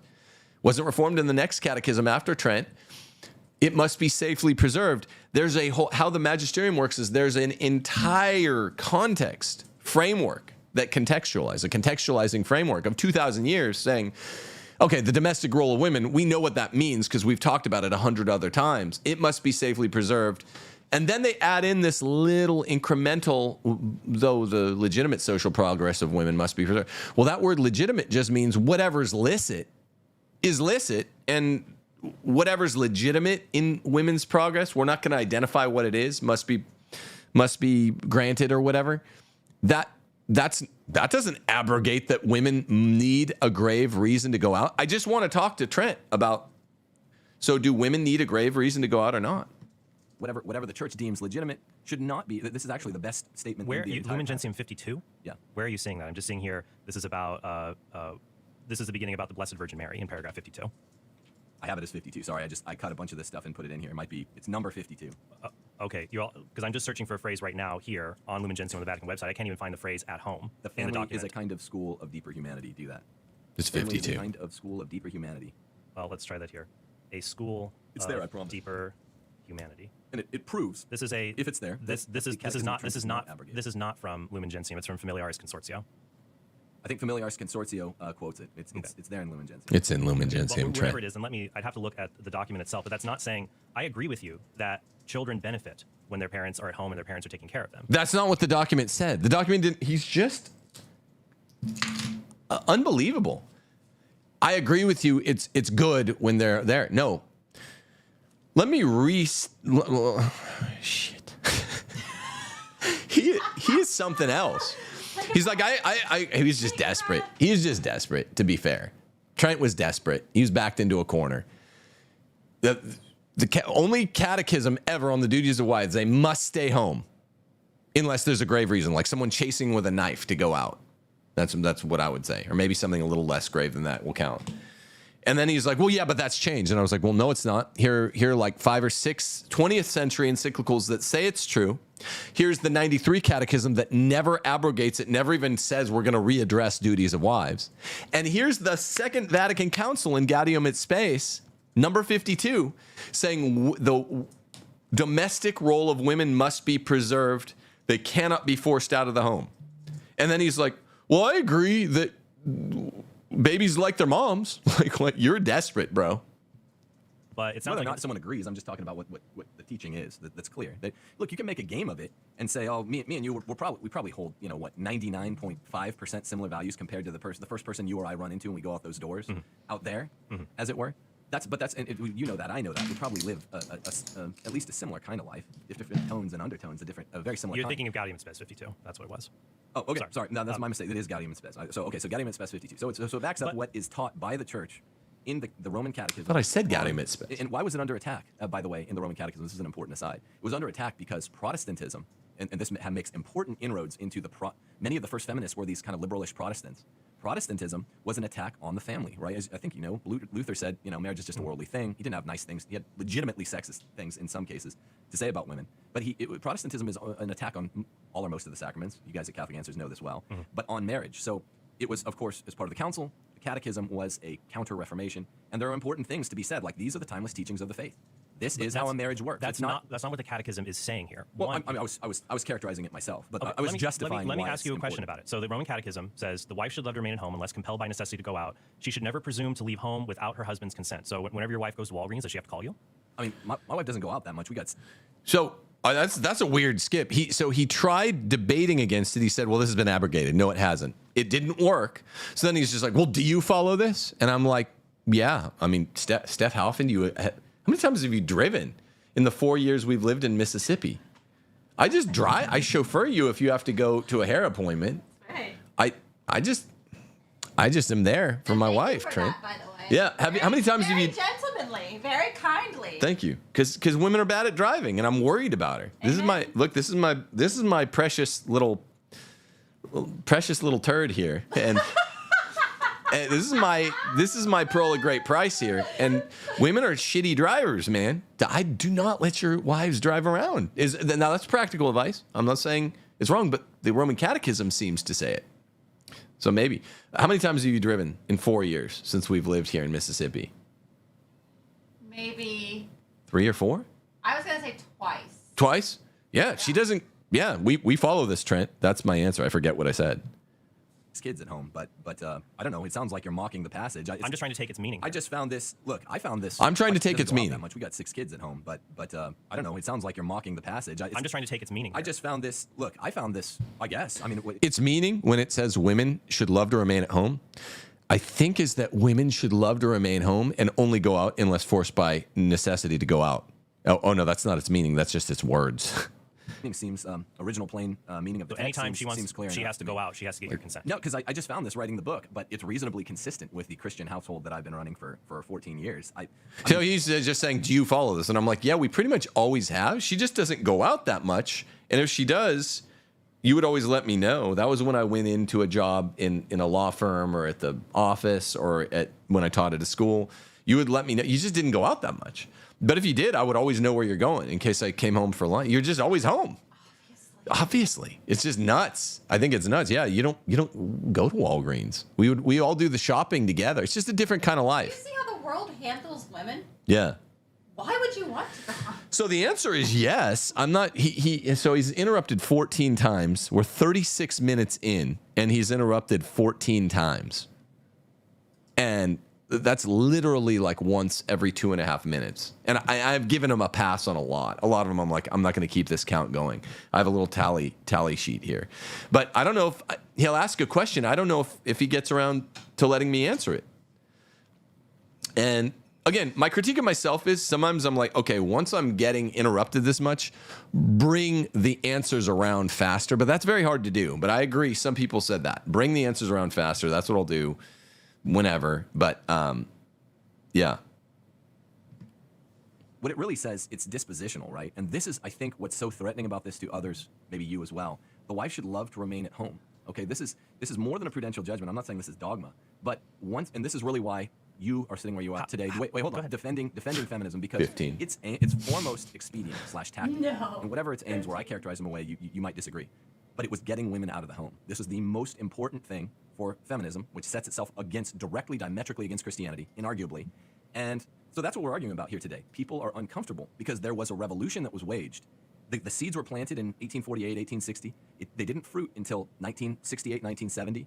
From which point on, women have declined in happiness every decade. And it's called the paradox, of course. But this teaching is saying, all about being is it saying that it's a sin for women to work, for women or mothers to be outside the home? Is it saying it's a sin? I don't know. What's your read of that? I'm just asking. Original public meaning, which is when this was passed in whatever it is. It's a hortatory. 1567. It's a hortatory judgment. It's not hortatory. It's more than that. It's saying the wife should bear this disposition. It's a teaching. But you just said that when John Paul II says the state should limit itself to bloodless means of protecting the common good, that's a prudential judgment.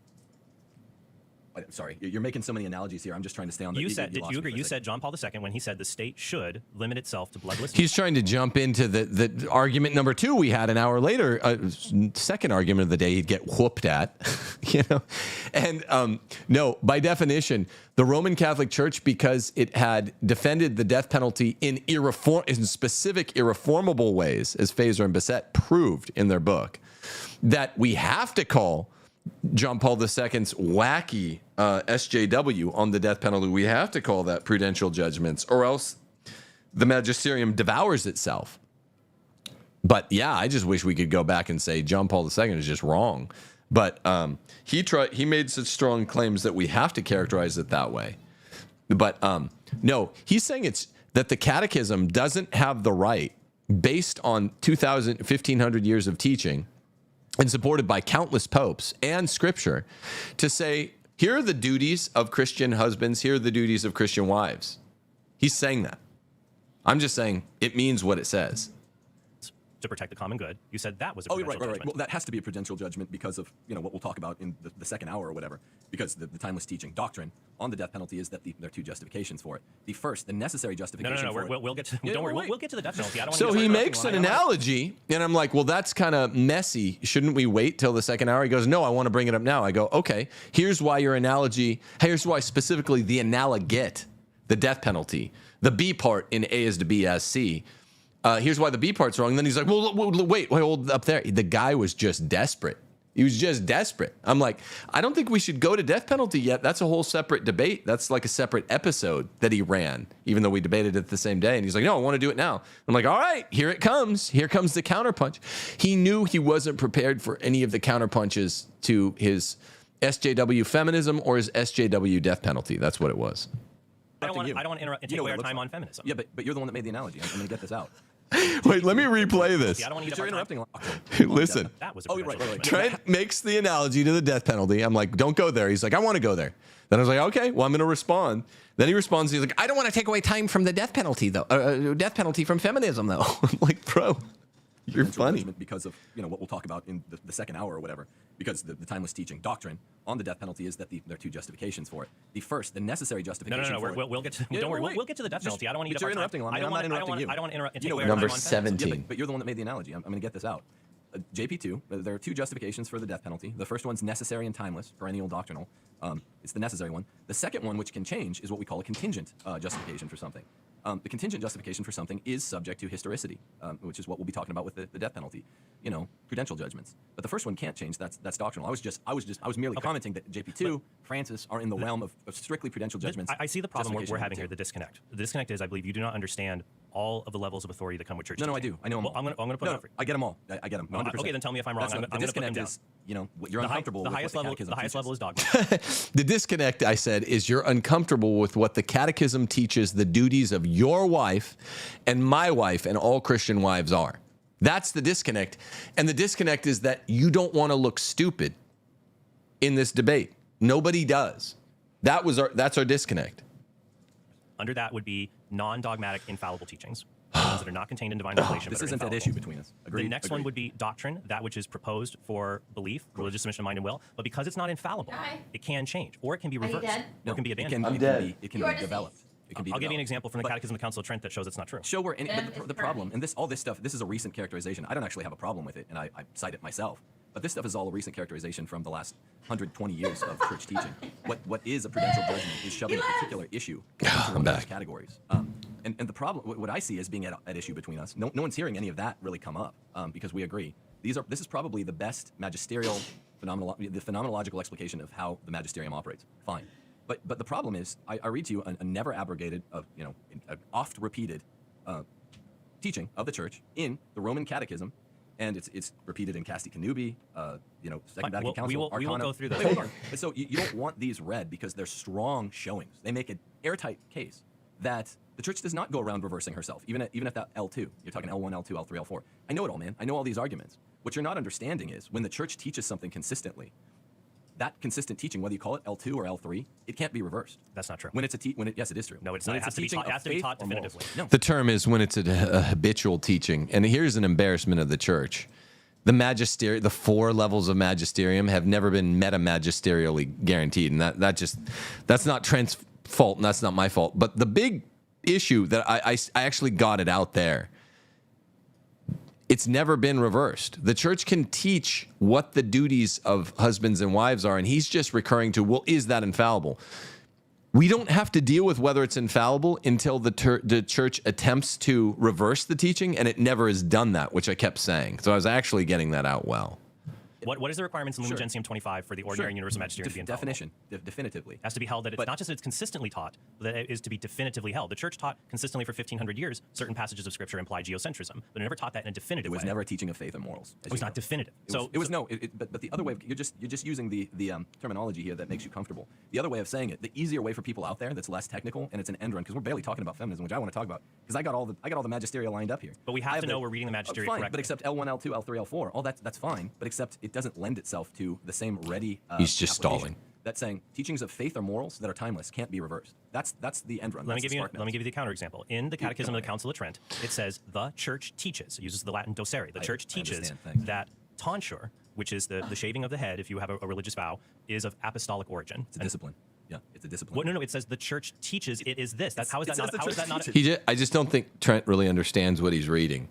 It's a discipline to teach the taunt. Like if the Pope says or a council says, "Hey, everyone docere," like everyone wear the tonsure. Every religious wear the tonsure tomorrow. They have to do it until the next Pope is like, "I hate the tonsure. It makes you look like bald goons or whatever. Don't wear the tonsure." That's a discipline. Trent doesn't understand metaphysics, so he can't understand what he's reading. And I forgot how much, because I typically have a charitable memory. I don't have a very charitable mouth in real time, but I have a charitable memory. So I think of Trent in my memories of this highly. I don't want to say too much, but I really do. If you ever have a tangle with me, I'll diminish it in my mind later. I'm like, whatever. He's a good guy. He's good at this. He always smells like his deodorant at the end of the day. I love those guys that smell good at the end of the day. Like, I'll think of your pause. I really am a charitable guy, so I've been like, oh, I thought he was less desperate and slippery eel-like in this. This was rather pathetic, and now you're all out there seeing why he didn't want it played. He's also just playing for time now, trying to pass the time. Okay? He's like, okay, let's go through L1, L2, L3, L4. He's just trying to get away from feminism because he's taking a schmacking on wives. The church clearly said you can't go out. He mocked it. He tried that. He tried et tu brute, tu quoque. Oh, do you do this? Yeah, I do that. He tried, well, it's not irreformable teaching. I was like, it doesn't matter if it's irreformable teaching because the church has never abrogated it. He tried a 20th century thing that was vague. He tried, then I said, okay, here's all the 20th century conciliar documents and 20th century papal encyclicals, and he tried interruption then. He still hasn't let me get out all of the backup for the duties of wife that I read in the Roman Catechism from 400 years later, with all the people saying it is wrong for women to be out of the home, for married women. Those are all of the tactics he tried. Maybe he won't accept a not a doctrine? reboot. The church promulgates discipline as well. church, a bunch of trads that I know get all mad because as much as I'm loyal to the Latin Mass, trads get mad, and I make the same point to them. I'm surprised to have to be making it to you. They're like, well, a pope shortly after the Reformation anathematized any change in the Latin rite of the Mass, and I'm like, dude, it's a discipline. Doctrines can't change. But in quote primum, he allows for other authorities to be able to make changes later, though. It doesn't matter whether he did or he didn't. A pope cannot bind the future church on a discipline. The church itself is always bound as to matters of doctrine, teachings of faith or moral. So let's just get back into feminism itself, because what really speaks to people and what the church, Trent, is crying out for now is not this kind of folksy common sense that reduces everything in a reductionistic way to just our gut feeling. Not that, but what they want is a true sense of what the church has timelessly held, issue by issue. Feminism is the main issue plaguing the laity, much as LGBT is the main issue, I would argue, plaguing the clergy. Until the year 1800. And they want, let's just talk about why I think you're uncomfortable with this, and I think people out there all really connect with this. They know there was a sexual revolution that took place about 100 years after first wave feminism in so-called second wave feminism. Let's I say talk, that's fine, This is good. Feminism, but I'm going to summarize where we were at. Sure, but everyone's upset, and it's poking a hornet's nest, which isn't really what I'm trying to do. It's a natural upset that happens when all of society got duped into not following the Christian teaching on the real differences, non-sexist differences between men and women. Let's go through the ways of feminism. Yeah, I think that start was with the good. first wave. This is from the Declaration of Grievances. This is women saying, these are things we are aggrieved about. We find problematic. Let's see if they're problematic. They say, of men, have never permitted women to exercise her inalienable right to the elective franchise. That's the very first grievance that they have. Sure. So is that a legitimate grievance? It's not at issue between us here today, and it's been in a way that I have not decried as problematic anywhere here or on Frad's show or in my book. I said this is the Trojan horse. So that was, but move on. could we say that's one good thing feminism accomplished, was giving women the right to vote? I don't know.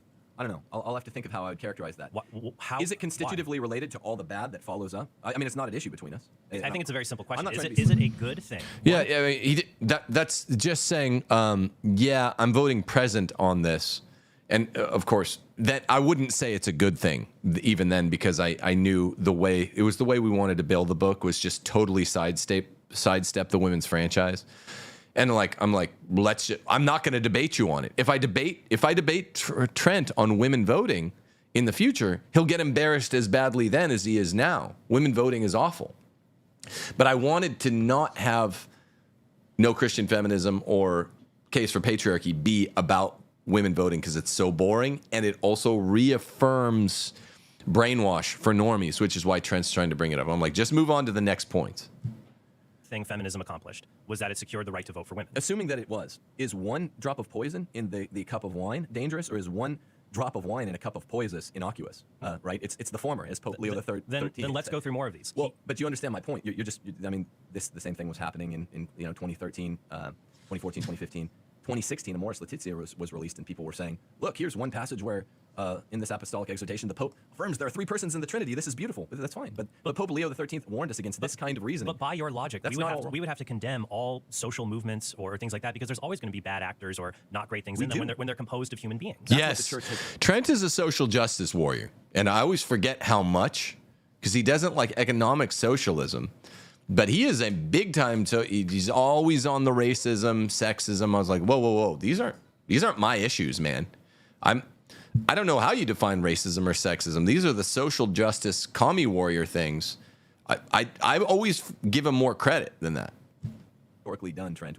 Look, it's very simple. Because there's more to first wave feminism than the opening line. For example, and what it sets out to do is to get women out of the home, to get women into the priesthood, and to get them voting, and to get them acting sexually in a promiscuous way. It's there in first wave feminism, and people, you're pushing back. What now, it was saying about the promiscuity. People don't acknowledge that first wave feminism bore all these points. You're trying to spend it's wearing out the clock. You're trying to spend all of our time. No, we have time. We'll keep going. But you're trying to do it. That's the one point that's innocuous. No, but I'll give you some more that are summarized. Should women have the right to go to school? Sure. Okay. Where do you find that in there? To be able to her right to be able to pursue an education. But he has denied her the all Trent's facilities doing is he's going through. I didn't say that every word in this is bad, and so. But I'm not saying every word. But it's the one drop of poison in the cup makes the cup bad, says Pope Leo XIII. It's also just common sense. I'm sick of having to quote popes to say anything common sense. Is Marxism good because it says we should give bread to poor people? Or poor people need to eat? Is Luciferianism good because it says we should have some devotion to someone, Lucifer? No, he's just either playing dumb or being dumb, and I can't tell what it is. is good. You're basically saying that it's all evil, but not acknowledging that I would say that I didn't say it's all evil. I would say many of the things, or possibly the majority of it, is good. No. The majority. Oh, wow. I'm writing that down. He's interrupted me 17 times. The majority of feminism is good. And that's because he's a feminist. Wow. That's at minute 48:25. Yikes. I just, you don't know who you're dealing with until they start owning these things. And Trent is an SJW. I always forget that. Because I do try to have a charitable memory where I think of the best of people, but this is really, really bad for him. And this is why they tried to bury it. I'm glad I'm getting it all out. I'll give less commentary as we go because I want it all out, at least recorded here. But it's just common sense. The majority of feminism is bad, but if any parts of it that are constitutive, that are essential properties rather than accidental properties are bad. If there's one essential property of something that's bad, as an oozeology, a substanceology, oozeologically speaking, then the whole thing's bad. That's what Pope Leo affirmed. Pick an issue that you and I agree about. This is really simple. This is a parlor trick. You and I agree that Marxism is evil, right? All you're doing right now is you're going through, because for one thing, you have a laptop, I just have the hard copy paper, and you're finding the innocuous sentences, maybe the copyright information on, Das Kapital, and you're saying, look, this isn't bad. Do you think this is bad? It was copyrighted in 1847. No, that's not what I'm doing, Tim. Yes, it is. Okay, then get to the points at issue between us. The point about feminism. The point at issue between us is you are threatened by, people out there are threatened by and are responding on a varying gradation of nobility with regard to being corrected. Society got on the inarguably, from a Christian point of view, inarguably the wrong track. And most women, 72% of women with kids younger than 6 are at jobs, right? And I can read you what Casti Kanubi said about this. 72% of women. And it's a populist movement. Unfortunately, now we have to get things back on track. We have to say the hard truths, speak hard truths, and you're not seeming to want to. My issue is that you are telling people the church teaches something, or it's binding, or that it's sinful for them. But you're getting twisted off on. Do you believe it is a sin for a mother to work outside the home when it's not necessary for them economically? Yes. Where does the church say grave matter? Sin for uses the word. Let me read it. Reading to you. Well, no, I didn't. What are you asking? You asked, do you believe this is a sin? And I read to you from the Roman Catechism, the wife should love to remain at home unless compelled by necessity to go out. You just asked me, can the Roman Catechism, and it's been backed up by Casti Kanubi, by Quadragesimo Anno, by the Second Vatican Council, by Arcanum, by Pope Leo XIII, by Rerum Novarum. The whole purpose of Rerum Novarum and Quadragesimo Anno was what, Trent? What did both of those documents say? The purpose of wage relations between employer and employee was? They're resolving the social question about the need What's the purpose about wage? It says in two spots in each document. To provide workers with fair wages, to provide dignity for their families. No, the purpose of both Quadragesimo Anno and Rerum Novarum are to resolve the question in the way you're referring to in such a way that men can be the single household earners of their homes. That's the purpose, the raison d'etre for both those documents. And so when Rerum Novarum and Quadragesimo Anno were published, it was most men worked, most women did not. That was just the state of society. No. Okay, 71, Quadragesimo Anno. In the first place, the worker must be paid a wage sufficient to support him and his family. The rest of the family should also contribute to the common support according to the capacity of each. Certainly right as can be observed, especially in the families of farmers, but also in the families of many craftsmen and small shopkeepers. But to abuse the years of childhood and the limited strength of women is grossly wrong. How would women... Mothers concentrating on household duties should work primarily in the home or in its immediate vicinity. It is an intolerable abuse, like inadmissible, and to be abolished at all cost. For mothers on account of the father's low wage to be forced to engage in gainful occupations outside the home. Now here's my question for you. So intolerable, he's saying, is it a sin if a pope taught in an encyclical that women working outside the home, married women, is an intolerable evil? Trent wants us to get down on all fours like dogs and pretend that a pope teaching intolerable evil for women to go into the workforce might not mean sin.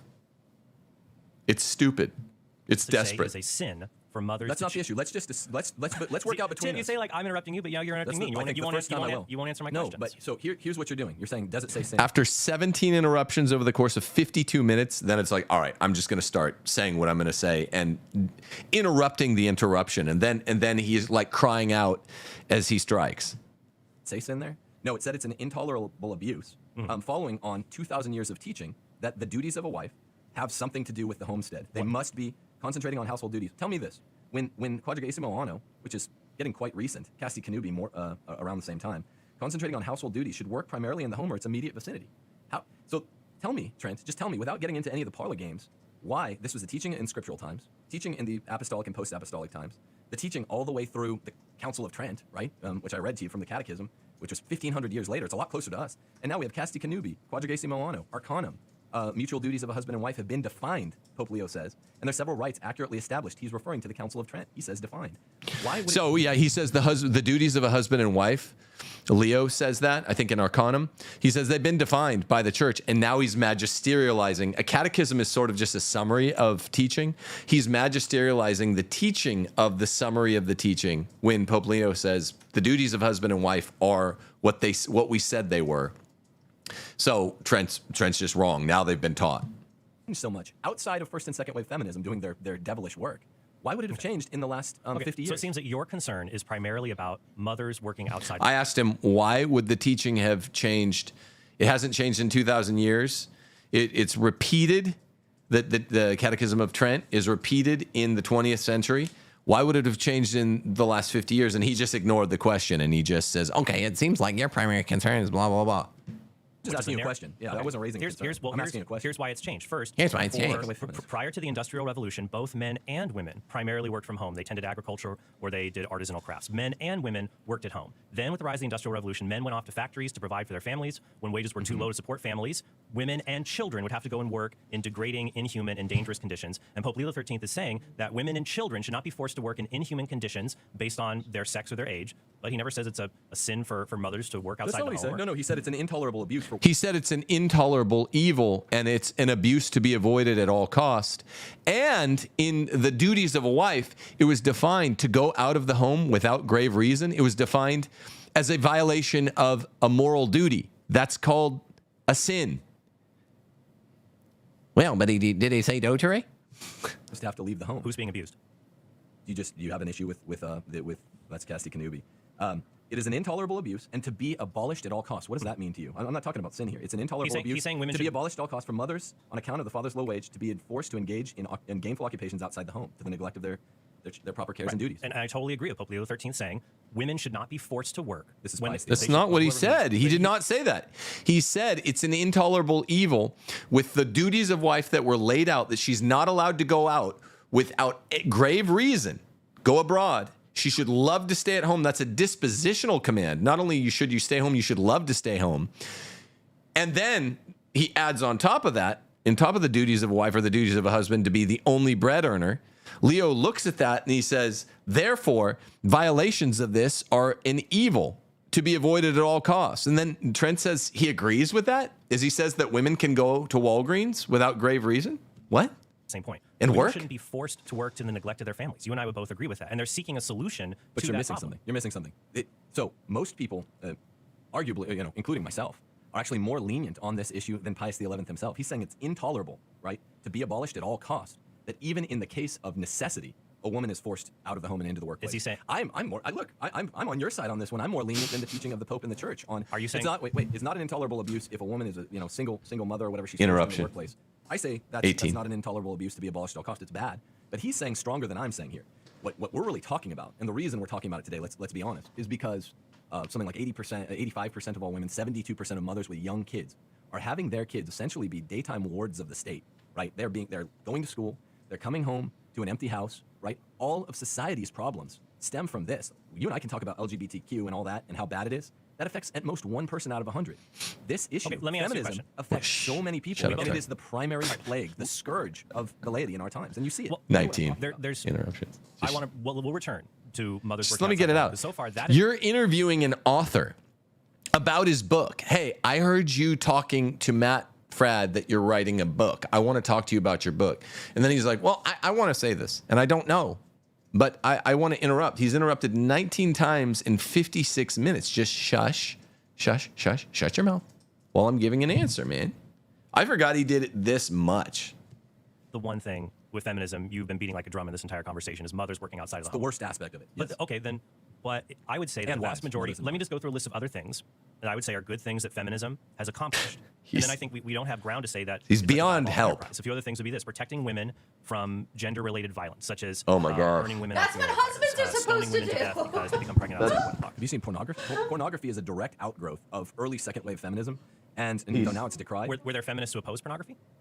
That's not my point. Feminism is sexualized the Yes classes, yes or no? men and women. It sexualized the classes, men and women. We now have pornography because of feminism, because women were being encouraged by the feminists to get outside of the home where they're protected. Pornography This is a point that feminism. 13th makes repeatedly. They're protected in the But home, there's- right? They're a weaker class, a physically weaker class of people. There are husbands They're going who out. there are husbands who film pornography with their wives in their Okay, own you're home. talking about What the outliers. hell What is he did even talking you- about? You tell me this. What did even Pope Paul VI He's an say would SJW. happen in that great opening salvo in Humanae Vitae? Humanae Vitae, right? What did he predict would happen if we used contraception and how it would go along The with the degradation of the sexual family. And I agree that feminism's support of contraception is evil. Obviously, I certainly agree with you. Go ahead. Isn't this your entire argument that we don't need feminism if we're not out in the world getting attacked? That's a husband's job to protect the wife. Yep, feminism brings the women out into the world to be attacked, and then it decries the attacks. It's like, you don't need feminism if women just be quiet, go home, you're private, you're not subject to anyone, any prying eyes except for your husbands. And that's how it's been for all of human history up until like 1970. And Trent's like, well, I want women to be out in the workplace. And then you're like, okay, that's your problem. And he can't really say why it's not his problem. He wants women out in the workplace, even though the church has taught that's an intolerable evil to be abolished at all cost.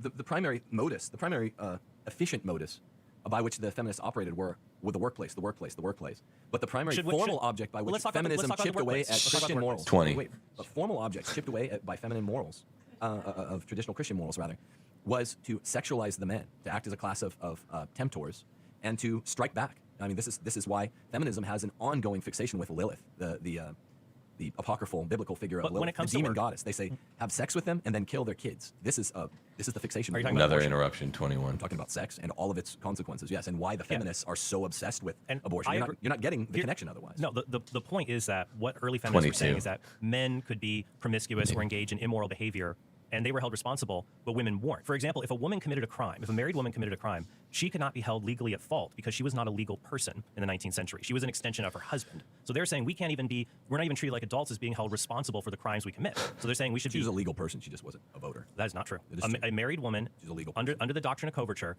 and Justice Hugo Black said this in a Supreme Court case, referring back to the law of coverture. Which case? U.S. versus Yanez. In the dissent he wrote to that, he referred back to it was dealing with the law of coverture in the state of Texas, which was common in all the other states. But personhood, as stemming from the 14th Amendment, is a subset of what Women weren't who holds. they weren't persons because when a woman married, she and her husband don't became, care. as Hugo Black says, when a woman married a man, they became one person, and that person is the husband. A husband could take her wages, could take her children. Based. She could do nothing about that because she had no standing under the law. I don't think that's the black letter law. It's not important to the discussion. But But it's I don't- super important if that's what feminists were fighting against. Well, no, and that's but true. He loves feminism. Hugo Black. I don't know what the We're hell he's talking about. The three waves of feminism. Hugo Black, by the way, was a Klansman, right? He was a hater of Catholics. No. My point And was he was reflecting. This was a Supreme Court case in 1965. He was reflecting on the law of coverture as it was passed in Texas, decades or even over a century prior to that. And this is not controversial. People will agree that from the 19th century previously in history, women who were married did not have legal existence. Only their husbands did. But they didn't have legal existence because of the enfranchisement issue, which isn't at odds here. But not even voting. They couldn't go to court for custody for the children. They couldn't retain any wages. Like there were women who were authors who wrote books, and their derelict husbands could take all the royalties from the books and just kind of run off. Derelict husbands. What I don't Trent hates men. I've just realized this. He hates men. He seems to hate whites. All he's talking about racism. He hates whites. He hates men. I don't remember this. I don't think he really actually hates whites and men, but he talks like an SJW, a social justice warrior who hates whites and men. And he is avoiding talking about the fact that, as I've said several times now, the catechism, which has never been abrogated, whether or not it could be, it never has been abrogated. It's been backed up and bulwarked in the 20th century after feminism began to say women need to be at home. It's an intolerable evil, an abuse of child, an abuse of husband. The Benedict 15 says it's an abuse of the husband for a woman to go out, to neglect her home.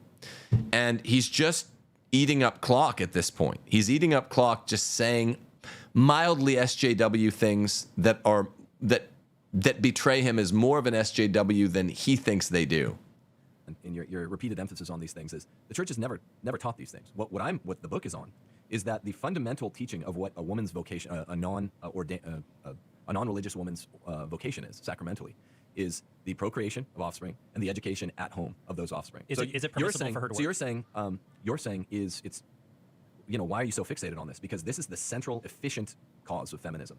The central formal cause of feminism I would characterize as sexualizing the class of women, and that also is at odds with Christianity. But you seem to be confused today on why is my fire focused on? Why is it all drawn on the issues of feminism that are antithetical to Christianity? Well, that's because that's what's the problem. I agree with you. Maybe I misunderstood your thesis, but it seemed to me that there. Oh, I thought you were saying pause. Yeah. He's saying, well, what about feminism says a woman is an adult human female? Do you disagree with that? I'm like, no. Well, are you just trying to make any point that I won't bat down? No. Feminism can get that right. A woman is an adult human female, or that's some working definition. Well, then what do you disagree with about it?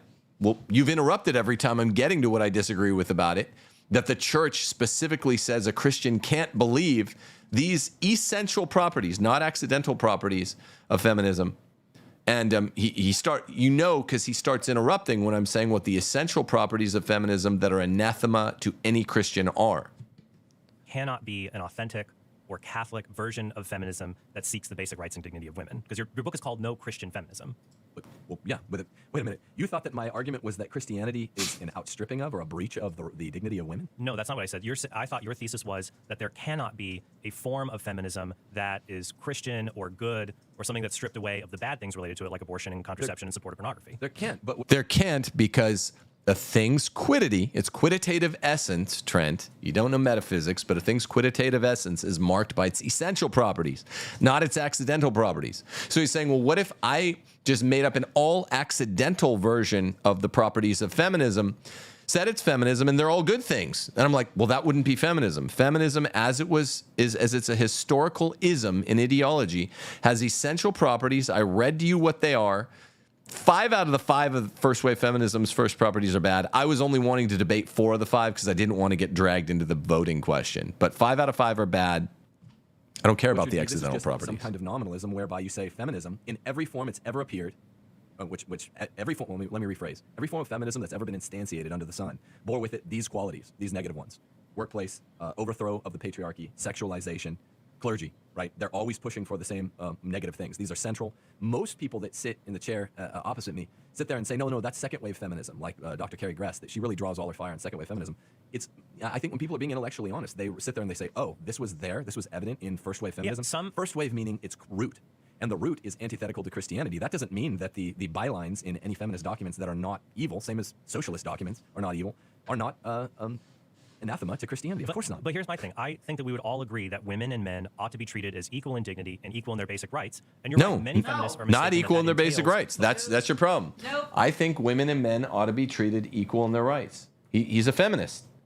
I mean, he's arguing for it. I don't know why I need to say that like it's a surprise.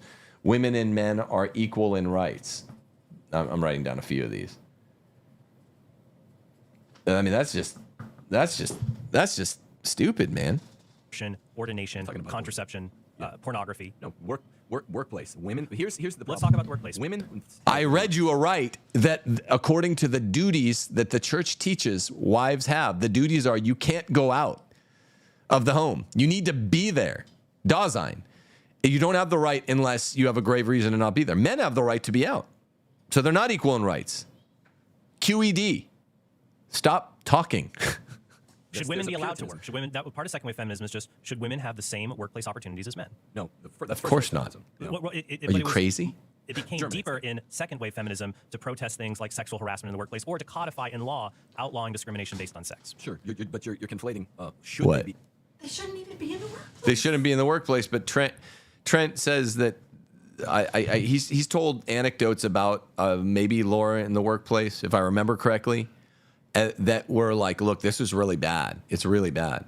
So he's not arguing what he believes. I don't know why he's arguing that way. I don't know if it's a donor thing, a Catholic Answers thing, a Bishop of San Diego thing, who at the time was this still McElroy.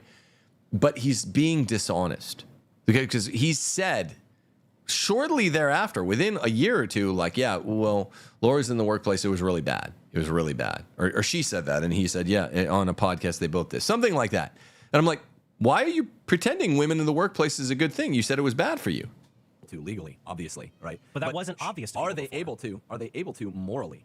within Christian teaching or Jewish teaching or Islamic teaching, all of the monotheisms in the history of the world are all anathema to the externalization, to really feminism's attack on the idea. I'm wrong there. You know, feminism really was a Jewish creation, and I hadn't yet learned that by 2019. Man will be the external face of the household, which is why the household takes his name, right, his surname, and the women will be the interior, the heart of the home, the hearth. That's feminism. So feminism's primary efficient property is getting women out of the home. You're defending, or whatever, I'm not quite sure why, but you seem to be covering your ribs because in the most basic terms we can talk about it, this is a threat. Simply, I mean, Christianity preaches hard truths. What is a threat? The idea that most women are now in the workplace and that this is antithetical to Christianity. Where does Christianity teach that women should not be in the workplace? I've read them several places. I've read.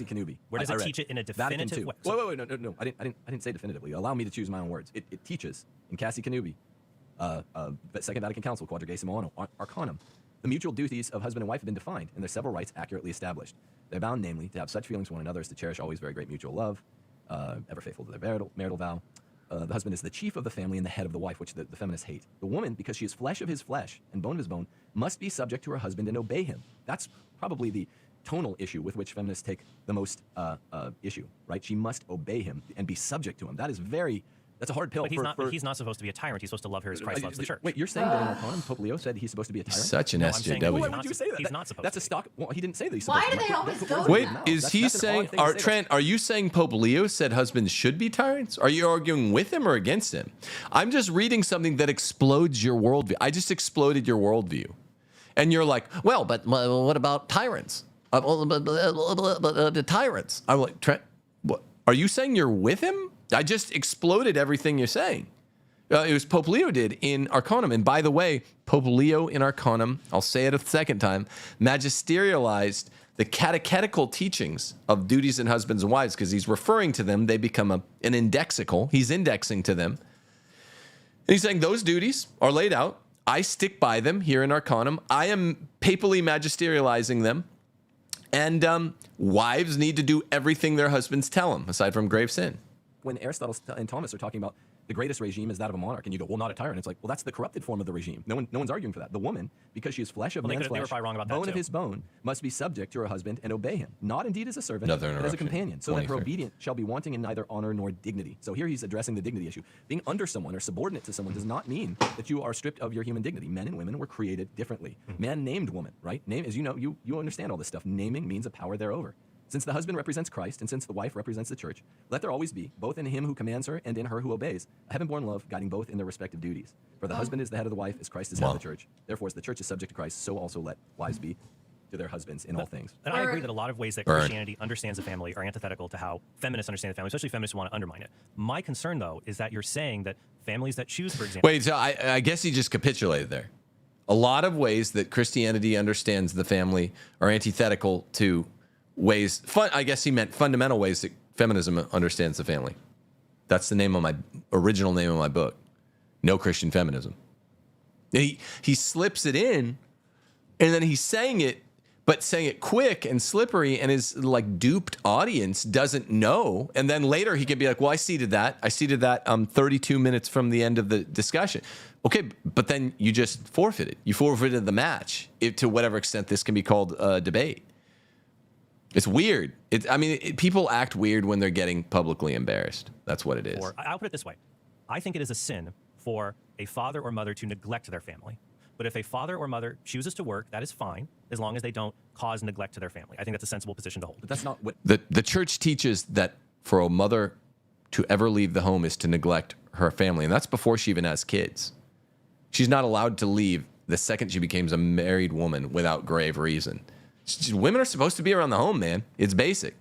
So he's saying, well, yeah, if you neglect your family, what would that be? What would this look like, what he just said? It's a sin to neglect your family, but you can leave them. Neglecting means leave them. So, like, if cops find children neglected at their home, and they've been there for 2 weeks, then they're gonna be like, you're guilty of criminal neglect to the parents. And then the parents are like, no, we left, but we didn't neglect. Neglecting and leaving are synonymous verbs.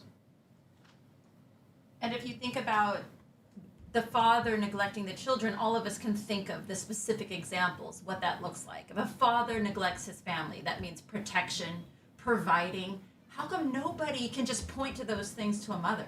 How come the lines are so blurred with the woman as to what that looks like when she neglects her family? Well, I can. You can. Of course, but why Because can't Trent's a Trent? feminist. Right. What you're saying? Why?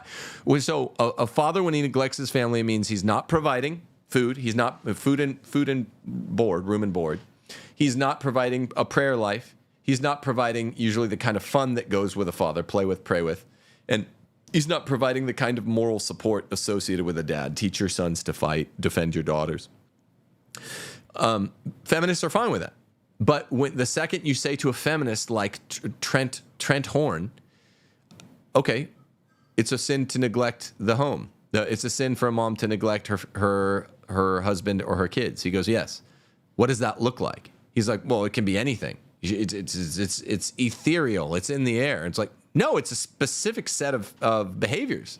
It means, according to the Roman Catholic faith, it means she leaves the home without grave reason to do so. She should just be there. She's the caretaker by day. She needs to be with the babies. Even if there aren't babies, she needs to be there beautifying the home. The church has taught that, and I've read 10 different passages saying it, and he just can't deal with it. Of these passages hold. So you're telling me the opinion of Trent now, after all this talk of doctrine. I just read from you from the Roman Catechism several teachings in the last 100 years which bulwark it strongly. Even the Second Vatican Council is unbelievable. None of them say it's a sin for a mother to choose to work side at home. No, If they say that doesn't it's. neglect They her say. family. I mean, They say she can't leave the home. She can't neglect it. They say it's an intolerable evil. He's just saying none of them say it's a sin. I mean, do you see what being whooped publicly looks like? You just say, well, you didn't say a sin. And if they said it's a sin, he'd be going, well, it's not a mortal sin. It's an intolerable evil to be avoided at all cost. That a mom leaves. That a wife leaves. I'm getting pulled into the feminist stuff. It's a wife. Even before she has kids, it's a wife needs to be at home. A single woman can I guess has to go out into the workplace. The church has never contradicted this. A wife must be at home. I've read you so many places. It's an intolerable evil. It's a violation of a moral duty. And it's called a grave evil by 2 or 3 others. He just says, well, they didn't say sin. tread in line with the sin thing. You They say lose. that You lose. Inadmissible. What do they say? I don't say inadmissible. It's an abuse, an intolerable abuse. For a woman to be forced to work. No. No. We already went through that. We already stipulated. We played that game. Choosing to work is morally worse, since it's an evil, right? Choosing to work is worse than being forced to work. Remember, I went through the whole thing. Who says it's more lenient? Do those than documents the Pope ever say it's an evil or a sin? They say it's an evil, yes. That They an don't evil say one sin. that But one commits? I guess the person out there is probably wondering, well, when the popes keep saying consistently, and the catechism, never abrogated, teaches so consistently that it's an intolerable abuse, which is something that strips at the dignity of humans. You'd agree? Abuse, right? And so, who's doing usually the only thing we really get in Catholic teaching that is a breach to the dignity of human beings are sins, right? So an intolerable abuse to be abolished at all costs. What is it talking about? From mothers on account of the father's low wage to be forced to engage in gainful occupations outside the home. This doesn't even address the greater sin of willful choice to be away from the home, right? And also, what we haven't spent any time on here today that's necessary is it doesn't just say mothers, it says wives. In other words, what all of my friends with working wives come home to seems to be, hold on, just let me get this out. This isn't a theological point, it's a practical one that I think resonates with people. Never-ending arguments, gender-neutral arguments. Who's going to cook dinner now? You're getting home at 5:30. I'm going back to this thing because you cited the passage in this important part of context. Let me finish this so we're not just talking over each other, right? There's got to be some Another passage you interruption. just brought up? 24. About it being an intolerable abuse? Sure. Let me just make this point. It's not only mothers, it's also wives. Coming home to an empty household. What all the popes and all of this literature is pointing at is the natural law proposition that specialization of labor works. Having two people going out, even if they have no kids, coming home at the same time, who makes the house a home, right? The hearth. All of this. Why don't the husband and wife work together? Why don't they work together to make the house their home? Because that's not in nature. That's not in supernature. Gay. The wife is the heart of the home. That is gay. Let me read you this part of the document. I didn't know this was personal. I just thought we're talking about Christian teaching and natural law. You're talking about it's an intolerable in Quadragesima Anno. It says it is an intolerable abuse and to be abolished at all costs for mothers on account of the father's low wage to be forced to engage in gainful occupations outside the home to the neglect of their proper cares and duties, especially the training of children. But we can live in a world where especially that means that it's not only dealing with the training of children. Then let me ask you a question: Can a mother at what home? Does especially mean, Trent? Can a mother send her children? Let's say she has 3 school-age children. Can she send them to Catholic school? Are you asking me? Yeah. Can a mom send her kid to Catholic school? Yes. So would it be sinful for her? No, let me finish. Do you Would it be think sinful teaching for is her? constitutive wholly of all her duties? Would it be not. while her children Who keeps the home, while man? her children are at school? Would it be sinful for her to work outside the home? Yes, I believe so. But you're just who says dealing that? with the question. Well, okay, let's go back to this. No, because irrespective, let's go to the Roman Catechism. And I already told you that has been abrogated. No, it hasn't. Remember? I showed you. You said, "Oh, that's not in the Second Vatican Council." I was using the wrong name. It wasn't Lumen Gentium. It was some other. Well, if you Got want, him I in can finish my space. thought on that, the Roman Got him Catechism. in space. Here's why I can do that. Well, let me reread it because you said in every case that this He's has just come up full in the of- literature, it's contrafactual. It's just wrong. The duties of a wife, according to the never abrogated Roman Catechism, is to train the children in the practice of virtue, pay particular attention to the domestic concerns, should also be special objects of her attention. The wife should love to remain at home unless compelled by necessity to go out. So when you're trying to tie the non-forbearance of the church of women going out, and you're trying to kind of mock the fact that the church had ever used language like this. I'm not mocking anything. Well, you're saying this kind of language is erstwhile or whatever It's it is. no For longer- whatever reason, you want it's it no lo- abrogated. it's no longer binding. For whatever reason, Trent Horn wants this language abrogated. And Just the same as- show me where it has been. just the after same this. as- just- I will- But it doesn't tie this or condition it to anything. It doesn't say the wife should love to remain at home unless compelled by necessity to go out to the detriment of this or that duty. The duties of the homestead are several. It's my friend, absolute. and they are. Yeah. And really, going out, as you well know, you're on both sides of this issue, Trent, because a second ago you said, well, why can't the husband pick up the wife's duties? Why can't they share making the house home? Because that's always been described for 4,000 years. 3,000 years at least. Go back to Homer, Hesiod, the Greeks, the tragic Greeks, Aristotle and Plato, have we the made early moral, Christian have tradition. we made moral progress in understanding how humans ought to live, or how No, men we should- have made what we have come away from progress in terms of how the sexes understand their roles. Are you kidding me? Where do you think abortion, contraception, he's a of progressive. small families come from? Because here's what I have. I forget here's how what I have a leftist problem with. he You're is. focusing on these teachings from early 20th century encyclicals that are talking about economic exploitation, not about mothers choosing to work outside the home of their own free will. But we have later documents like Pope John the 23rd. He said, women must be accorded such conditions of work as are consistent with their needs and responsibilities as wives and mothers. And I quoted from the CDF earlier. I have no that has no it doesn't stipulate what type of work in all of these The documents. CDF just said she can work in the curtilage stipulated. of the home. That's just That's wrong. all that meant. B, None of them say women it's the do same work work. outside the I mean, this is your problem. You're buying the feminist premise that a woman staying at home, it's not a kind of work. This is actually Max Weber talks about this in Spirit of Capitalism. He says what the Puritan Americans really did is they deified work as a kind of surrogate labor, laboring outside of the home, as a kind of surrogate for the quotidian grace of the sacraments. Which is the funny thing that I go through in this, unrelated in most ways, is that there's a startling amount of dorky Boy Scout Puritanism in all of the American leftisms, like feminism. That work. You get all this, you can be who you really are by buying some pumps and going and being a secretary or doing this or that. I hate work and I'm a man. It's the curse of Adam, right? Here's the problem. The church respond to that. Just because the church teaches something for a long time doesn't mean it's supposed to be held forever. Well, no, but teachings on faith and morals are supposed to be This held forever. guy- How about the teaching that it's permissible to own a slave? Why are you always on the side of, okay, the church taught this for X centuries, Right. but except since the sexual revolution gained a foothold, is that just a coincidence? Herbert Jonet says, yes, slavery was upheld. Scripture is inerrant. So it means not all forms of slavery are immoral. It can't be, because that can't change. And so Christian teaching has always been not all forms of slavery are immoral. Change is there, and I, Trent Horman, am defending it. No, I'm just loyal to what the church teaches. The church taught many things. You're not, for- though. You He's not literally loyal to what stopped the church when I teaches. read to you the language about, so what about going to Walgreens? Do you have to get a call from your wife? I mean, that's a disrespectful tone Why? to take to I didn't anyone even- that would apply. Well, you said you're loyal to what the church I asked- teaches. yeah, and I'm saying that it's no longer binding. Just the same What as in makes the it no longer hold on, binding? because it's not. I'm loyal to what the church teaches about contraception. You can't do contraception. But Tim, are you saying you never contracept? What if you really want to contracept one night and your wife is fertile and you want to have... Come on. But I'm loyal to what the church teaches. I'm so loyal to what the church teaches. But come on, do you really follow this silly, erstwhile, old-fashioned, no longer, obsolete, no longer enforced teaching on contraception? I'm totally loyal to what the church teaches on contraception. But do you really follow that? You're weird if you do. He's just slippery. Let me give it to you. Not The Roman really. Catechism also has things that are no longer binding, like its description of the church. I'm asking about that Let me- teaching. No, yeah, that teaching. You said that it wasn't backed up in the 20th Can I finish? century. Can I It was finish? Bulwark then. Can I finish? Sure. Okay. So much the same way as its teachings on tonsure being of apostolic origin It's a has discipline. changed. Well, you call it a discipline because it's changed, even though it uses I stronger call language. it a discipline because what's the definition of a I discipline? call discipline, wearing a tonsure, a discipline because it's an act. It's the Pope telling, or a council telling religious that they have to wear their hair a certain way. It's the paradigm instance of a discipline. He doesn't know these words he's using. It's an act in accordance with usually liturgy or sacramentals that is not one of the timeless principles of the church. Tonsure. I mean, come on.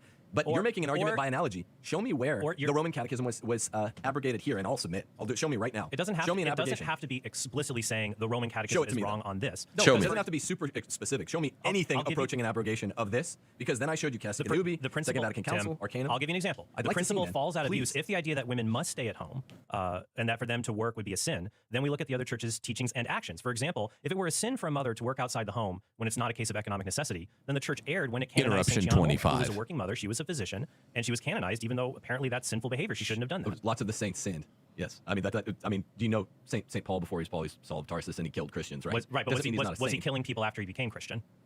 He sinned after he became Christian. Did he commit Are grievous? you saying that anyone, or is your argument that you said that you could point up a specific, I'll a use- semi-specific there's abrogation? an example. I'm not one of these guys that's like, It's you're gonna not an quote something example. For me? I'm not going to hold you to, oh, you have to say the or whatever. I asked anywhere in church teaching in the 20th century, which does, as you both you and I know, seek to be more accommodating to the culture. Even then, is there any place in the 20th century friendly church that abrogates this? I'd like to see it. I gave you an example of Pope John the 23rd. And That doesn't abrogate it. And Read it again.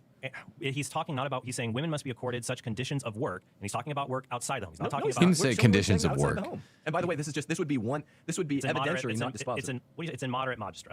Okay, but show me where he says outside the home. I mean, throughout all these documents, work means work inside the home. I showed you in Arcanum, where Pope Leo XIII is talking about work inside the But home. let's go. So that's one example. Well, I'm but you waiting didn't- to No, it's I not want to an hear example. Mater and Magistra. And that wasn't Okay, can we get to that in a second? But Your you reply just was said weak. that. That was not an example.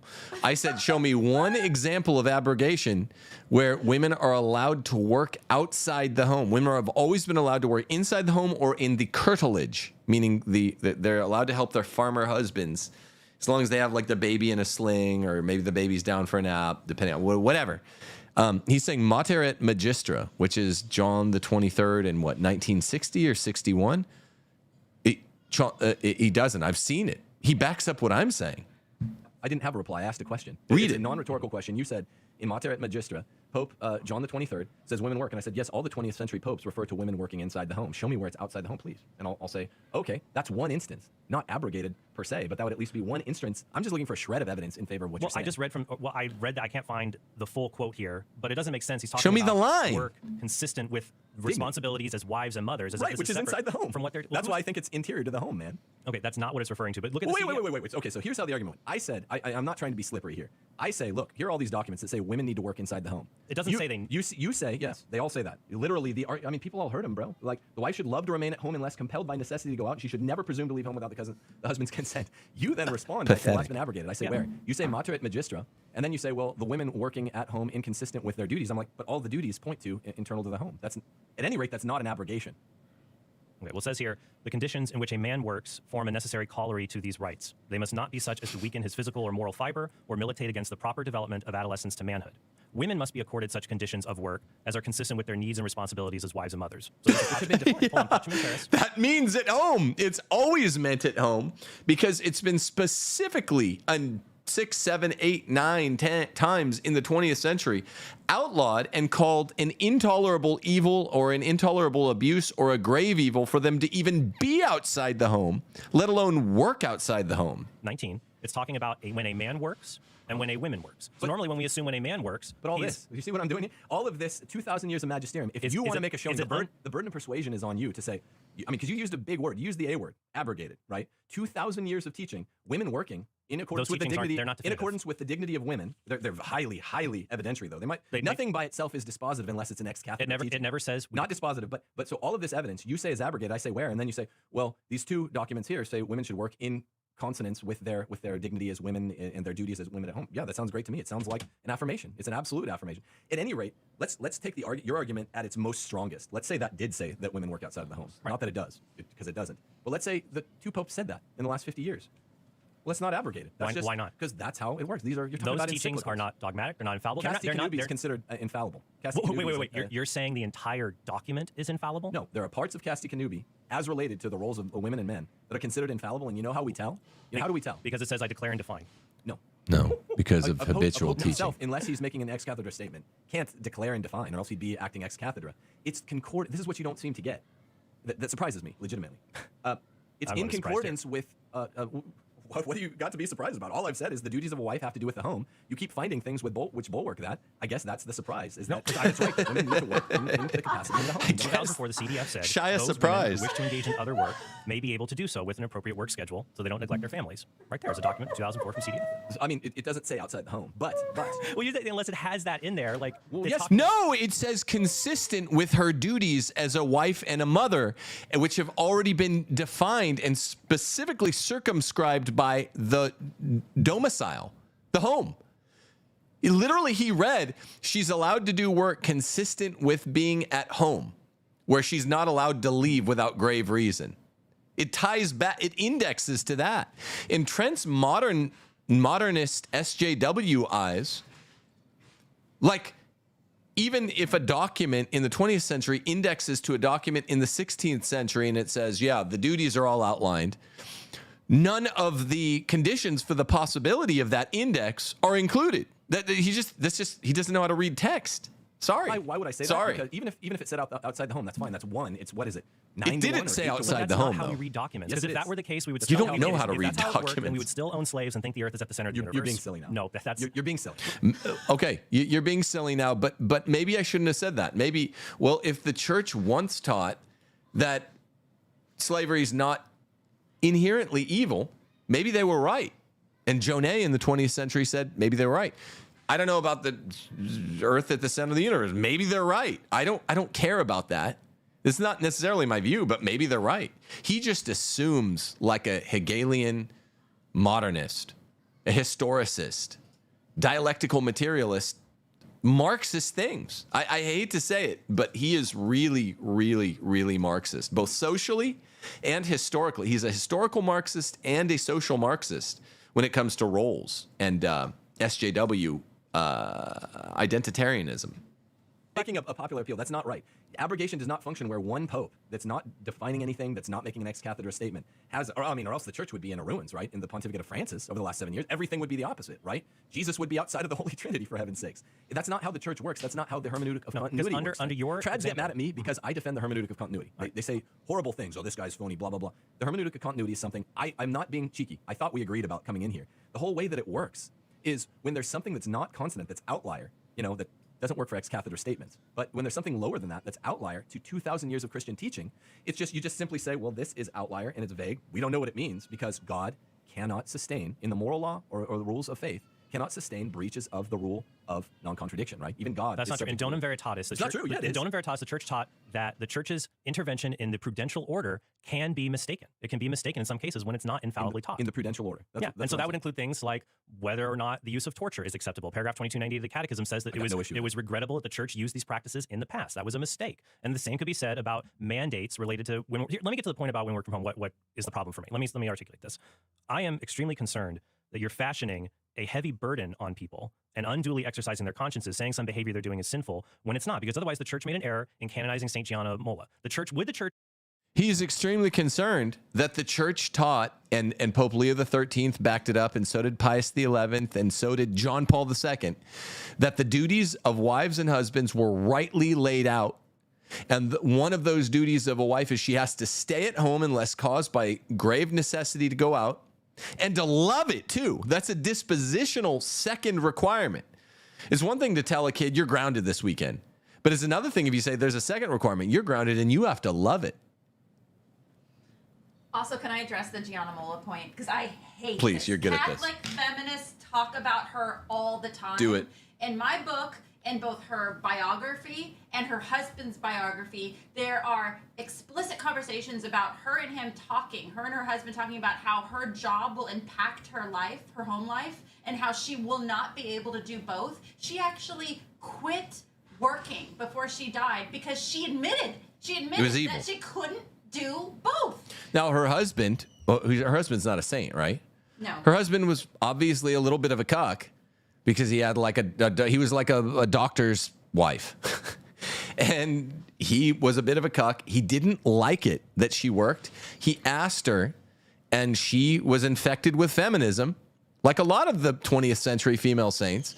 And she kept going until eventually she said, no, this is evil. He said that in his own words, he said that he broached the topic with her in their engagement, that he would want her not to work. And he could tell, quote, by the look in her eyes, that she didn't want to talk about that topic.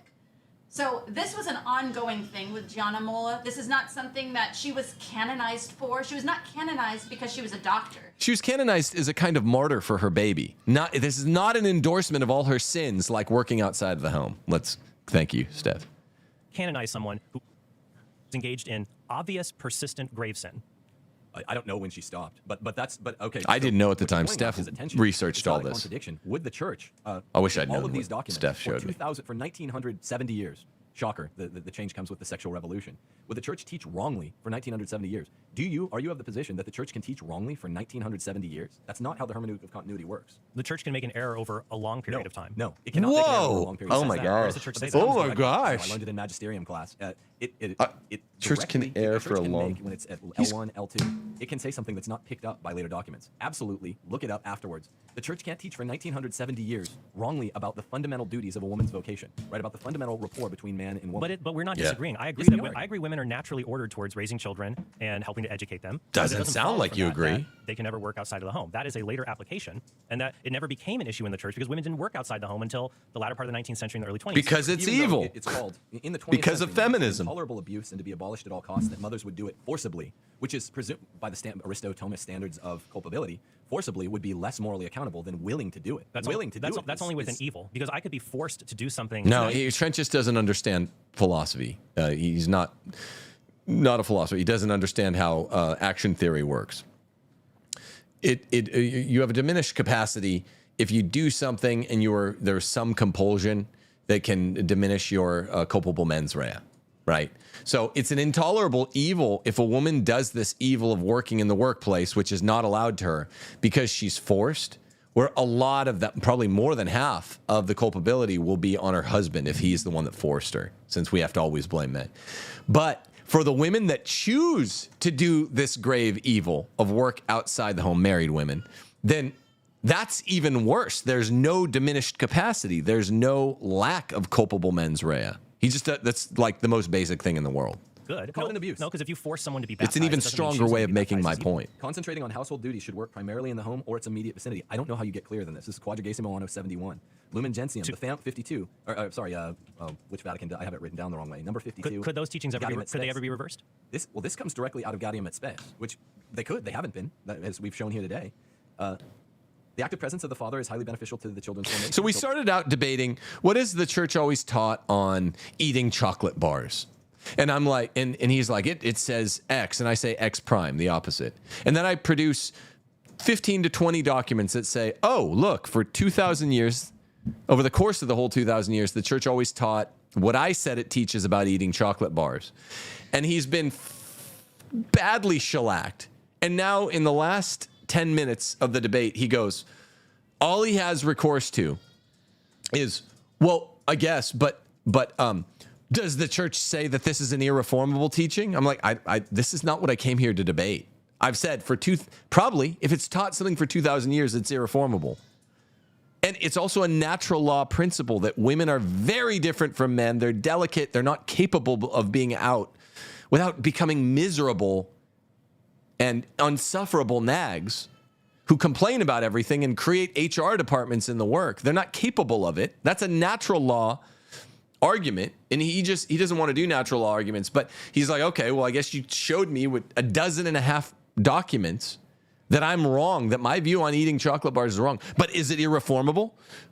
That wasn't what I came here to debate. I came here to debate what has the church taught now, not to predict what the church will do in the third millennium under Francis or a pope like Francis. Yeah, they'll try to make women priests. That's not the point. Women can't be priests, and that's always what's been held. Women can't be workers. They can't be members of society like men can. They're not like us. We're different. Complementarity. Men and women are very different. And Trent Horn is a Marxian who doesn't believe so. I forgot how much. He's an egalitarian. Need the care of their mother at home. This domestic role of hers must be safely preserved. I mean, I don't know what else you want, and it seems to me, I think it might I think there's a real danger of you seeming slippery on this issue because there's such a robust tradition of. Does that mean there's all a robust mothers? tradition of women should stay at home, and unless necessity compels her to go out of the home. Does that mean all mothers have to homeschool? Interruption. But I thought children need the care of their mother at home. Well, Why are they being sent to school? You're asking rhetorical questions to a dead document. These are dead letters, but they live on in the spirit of the faithful. You go But, flog the you're document. literally, interrogating the document, man. The wife should love to remain at home. This addresses not just her acts, but something that's interior, her disposition. She should love to remain at home. I just don't. It seems like you have a problem with this, and you're getting upset at me about it. Much the same. So you're also saying that priests born out of wedlock should not be admitted to the priesthood.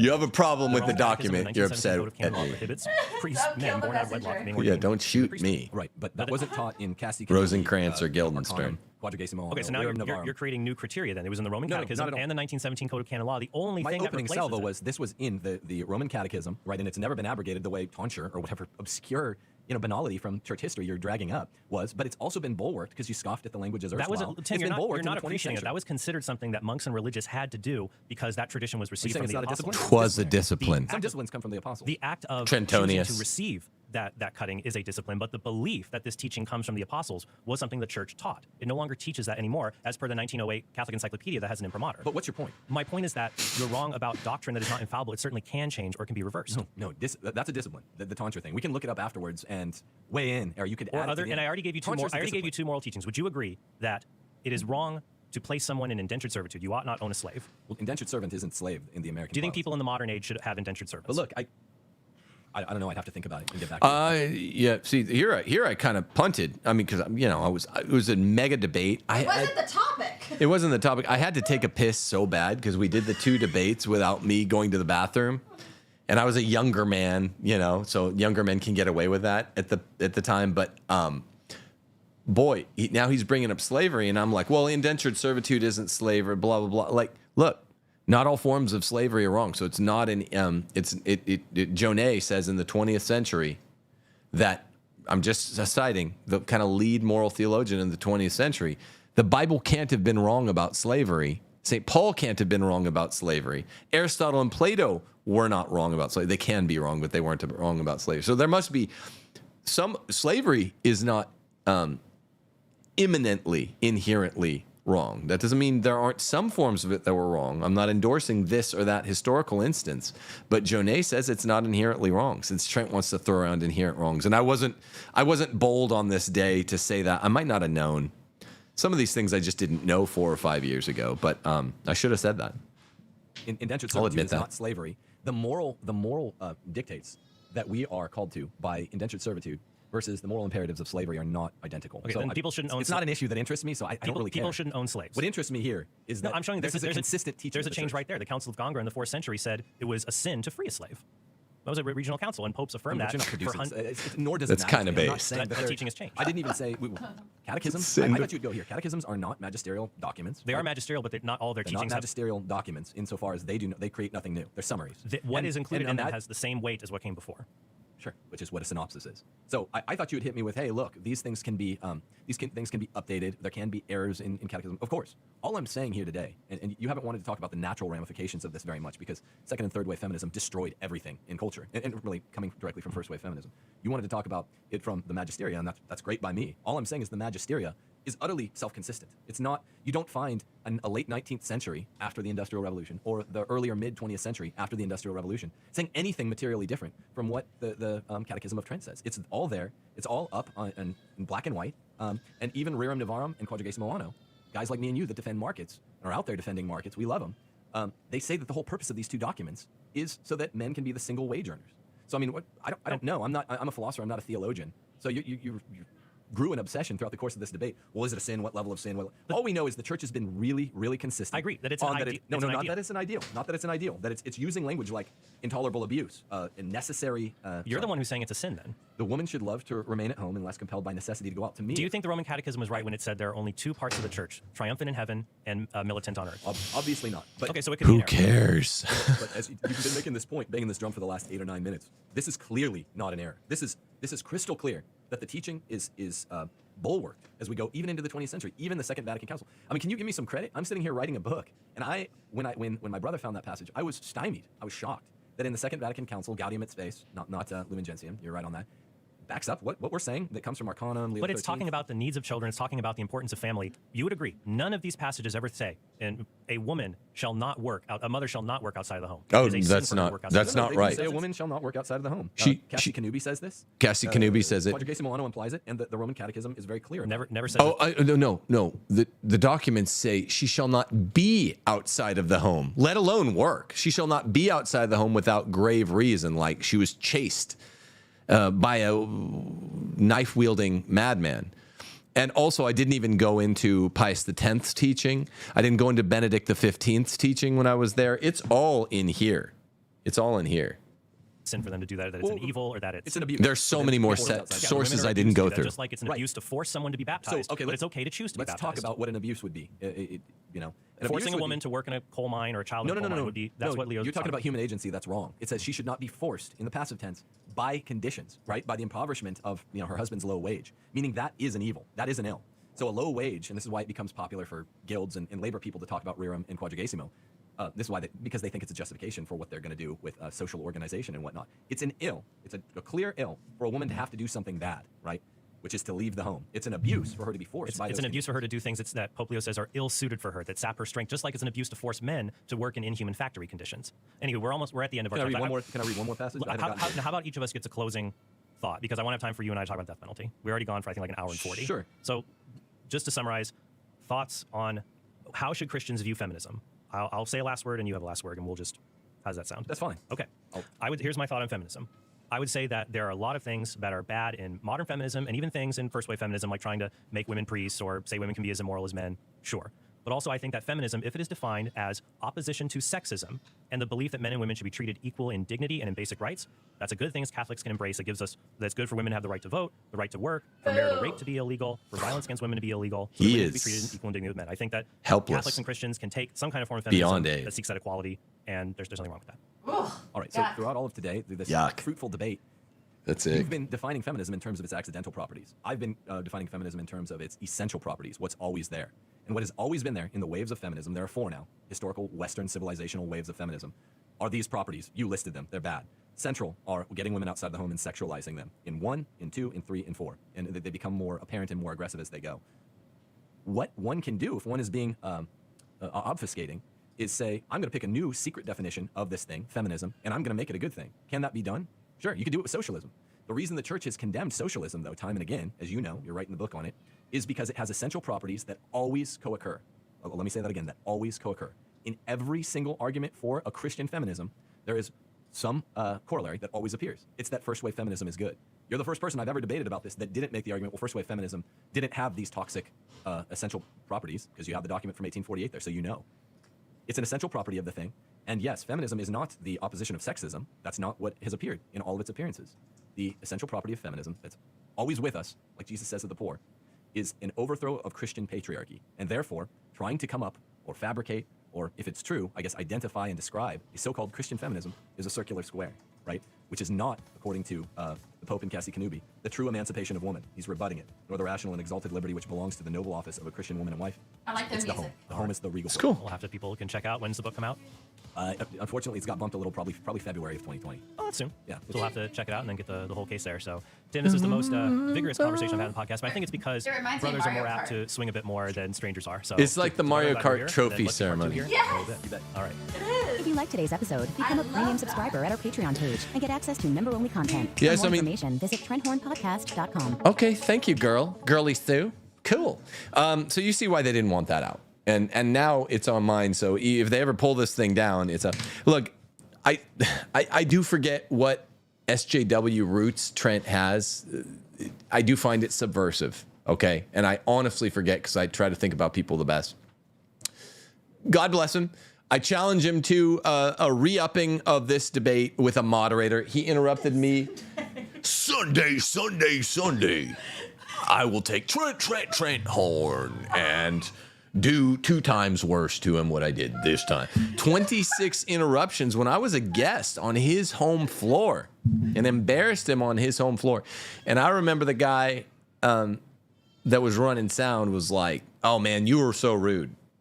I was not rude. I mean, I was like still joking at the end.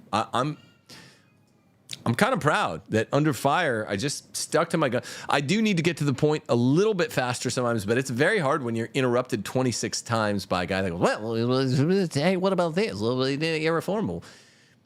We need a moderator. We need to redo this. Trent, who said that he had me on because of what I'd said on Matt's show 2 months earlier. Matt and Trent together need to figure out what their story is.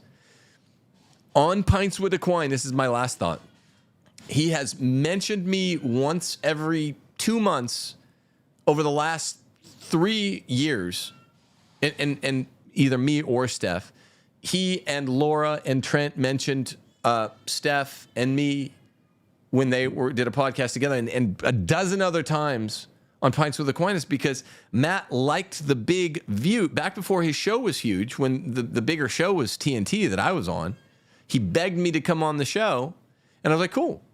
And I go out there and I do the show, and the show has been viewed, whatever, was big views for him then, 100,000 times. And everyone was talking about it in July of 2019. And then I go on Trent's in Catholic Answers in October 2019, and everyone was talking about that debate. And after that, I announced that I was writing this book. And whether Matt and Trent like it or not, this book and Steph's book changed the whole conversation in the Catholic space. Here's Steph's book, which came out less than a year later. These changed the entire Overton window in Catholicism and out of Catholicism. You're about to see who's going to distribute the movie that is the adaptation of this book with some chapters of this book, mainly this book, but with one important chapter from Steph's adapted. And it's going to break from not only changing the Overton window within Catholicism, even in Trent's debate with Pearly Things yesterday, you heard trappings of the Overton window being stretched right because of my book and Steph's book. And it's about to spill over into the general culture, because you're going to see who distributes what a woman is. And it's just, you got to give credit where it's due. We took a lot of shrapnel in the ass for writing these books. Novus Ordo normies were very offended by them. Trad normies were very offended by what Steph's book and mine were saying about diapergate and men, doing men things, women doing women things. You got to stay home. Trads are almost as bad about it as Novus Ordo normies. And we took a lot of shrapnel, and we knew we would. Even other counter-feminists have seen our 12-minute sizzle for what a woman is, and they're like, this is going to be something else. Even I'm standing down. I admire what you guys are doing with this. So buckle up, Buttercup, and let's rerun the debate, Trent. And you can Sunday, Trent Horn. Meet you in the octagon. In the octagon. I mean, I don't think he's going to want to. You hear why they didn't want this out. He's saying things like the majority of feminism is good at minute 48. The women's vote was a, quote, major gain at a minute 04. He's saying, I think women and men are equal in rights. It's very embarrassing. And the world has turned rightward because we shifted it rightward. And I'm wondering if he still believes this. Matt and Trent and Laura Horn all said Steph was kind of right on this. Matt said last week, I've kind of, now I believe all feminism is, but I mean, you just got to give credit where it's due. The more important thing is the ideas, but I want to hear where all these guys are, where Trent, his wife, and Matt, mainly Trent and Matt. I don't really care so much about what his wife thinks, but Trent and Matt, I want to hear where you guys at now. We should do a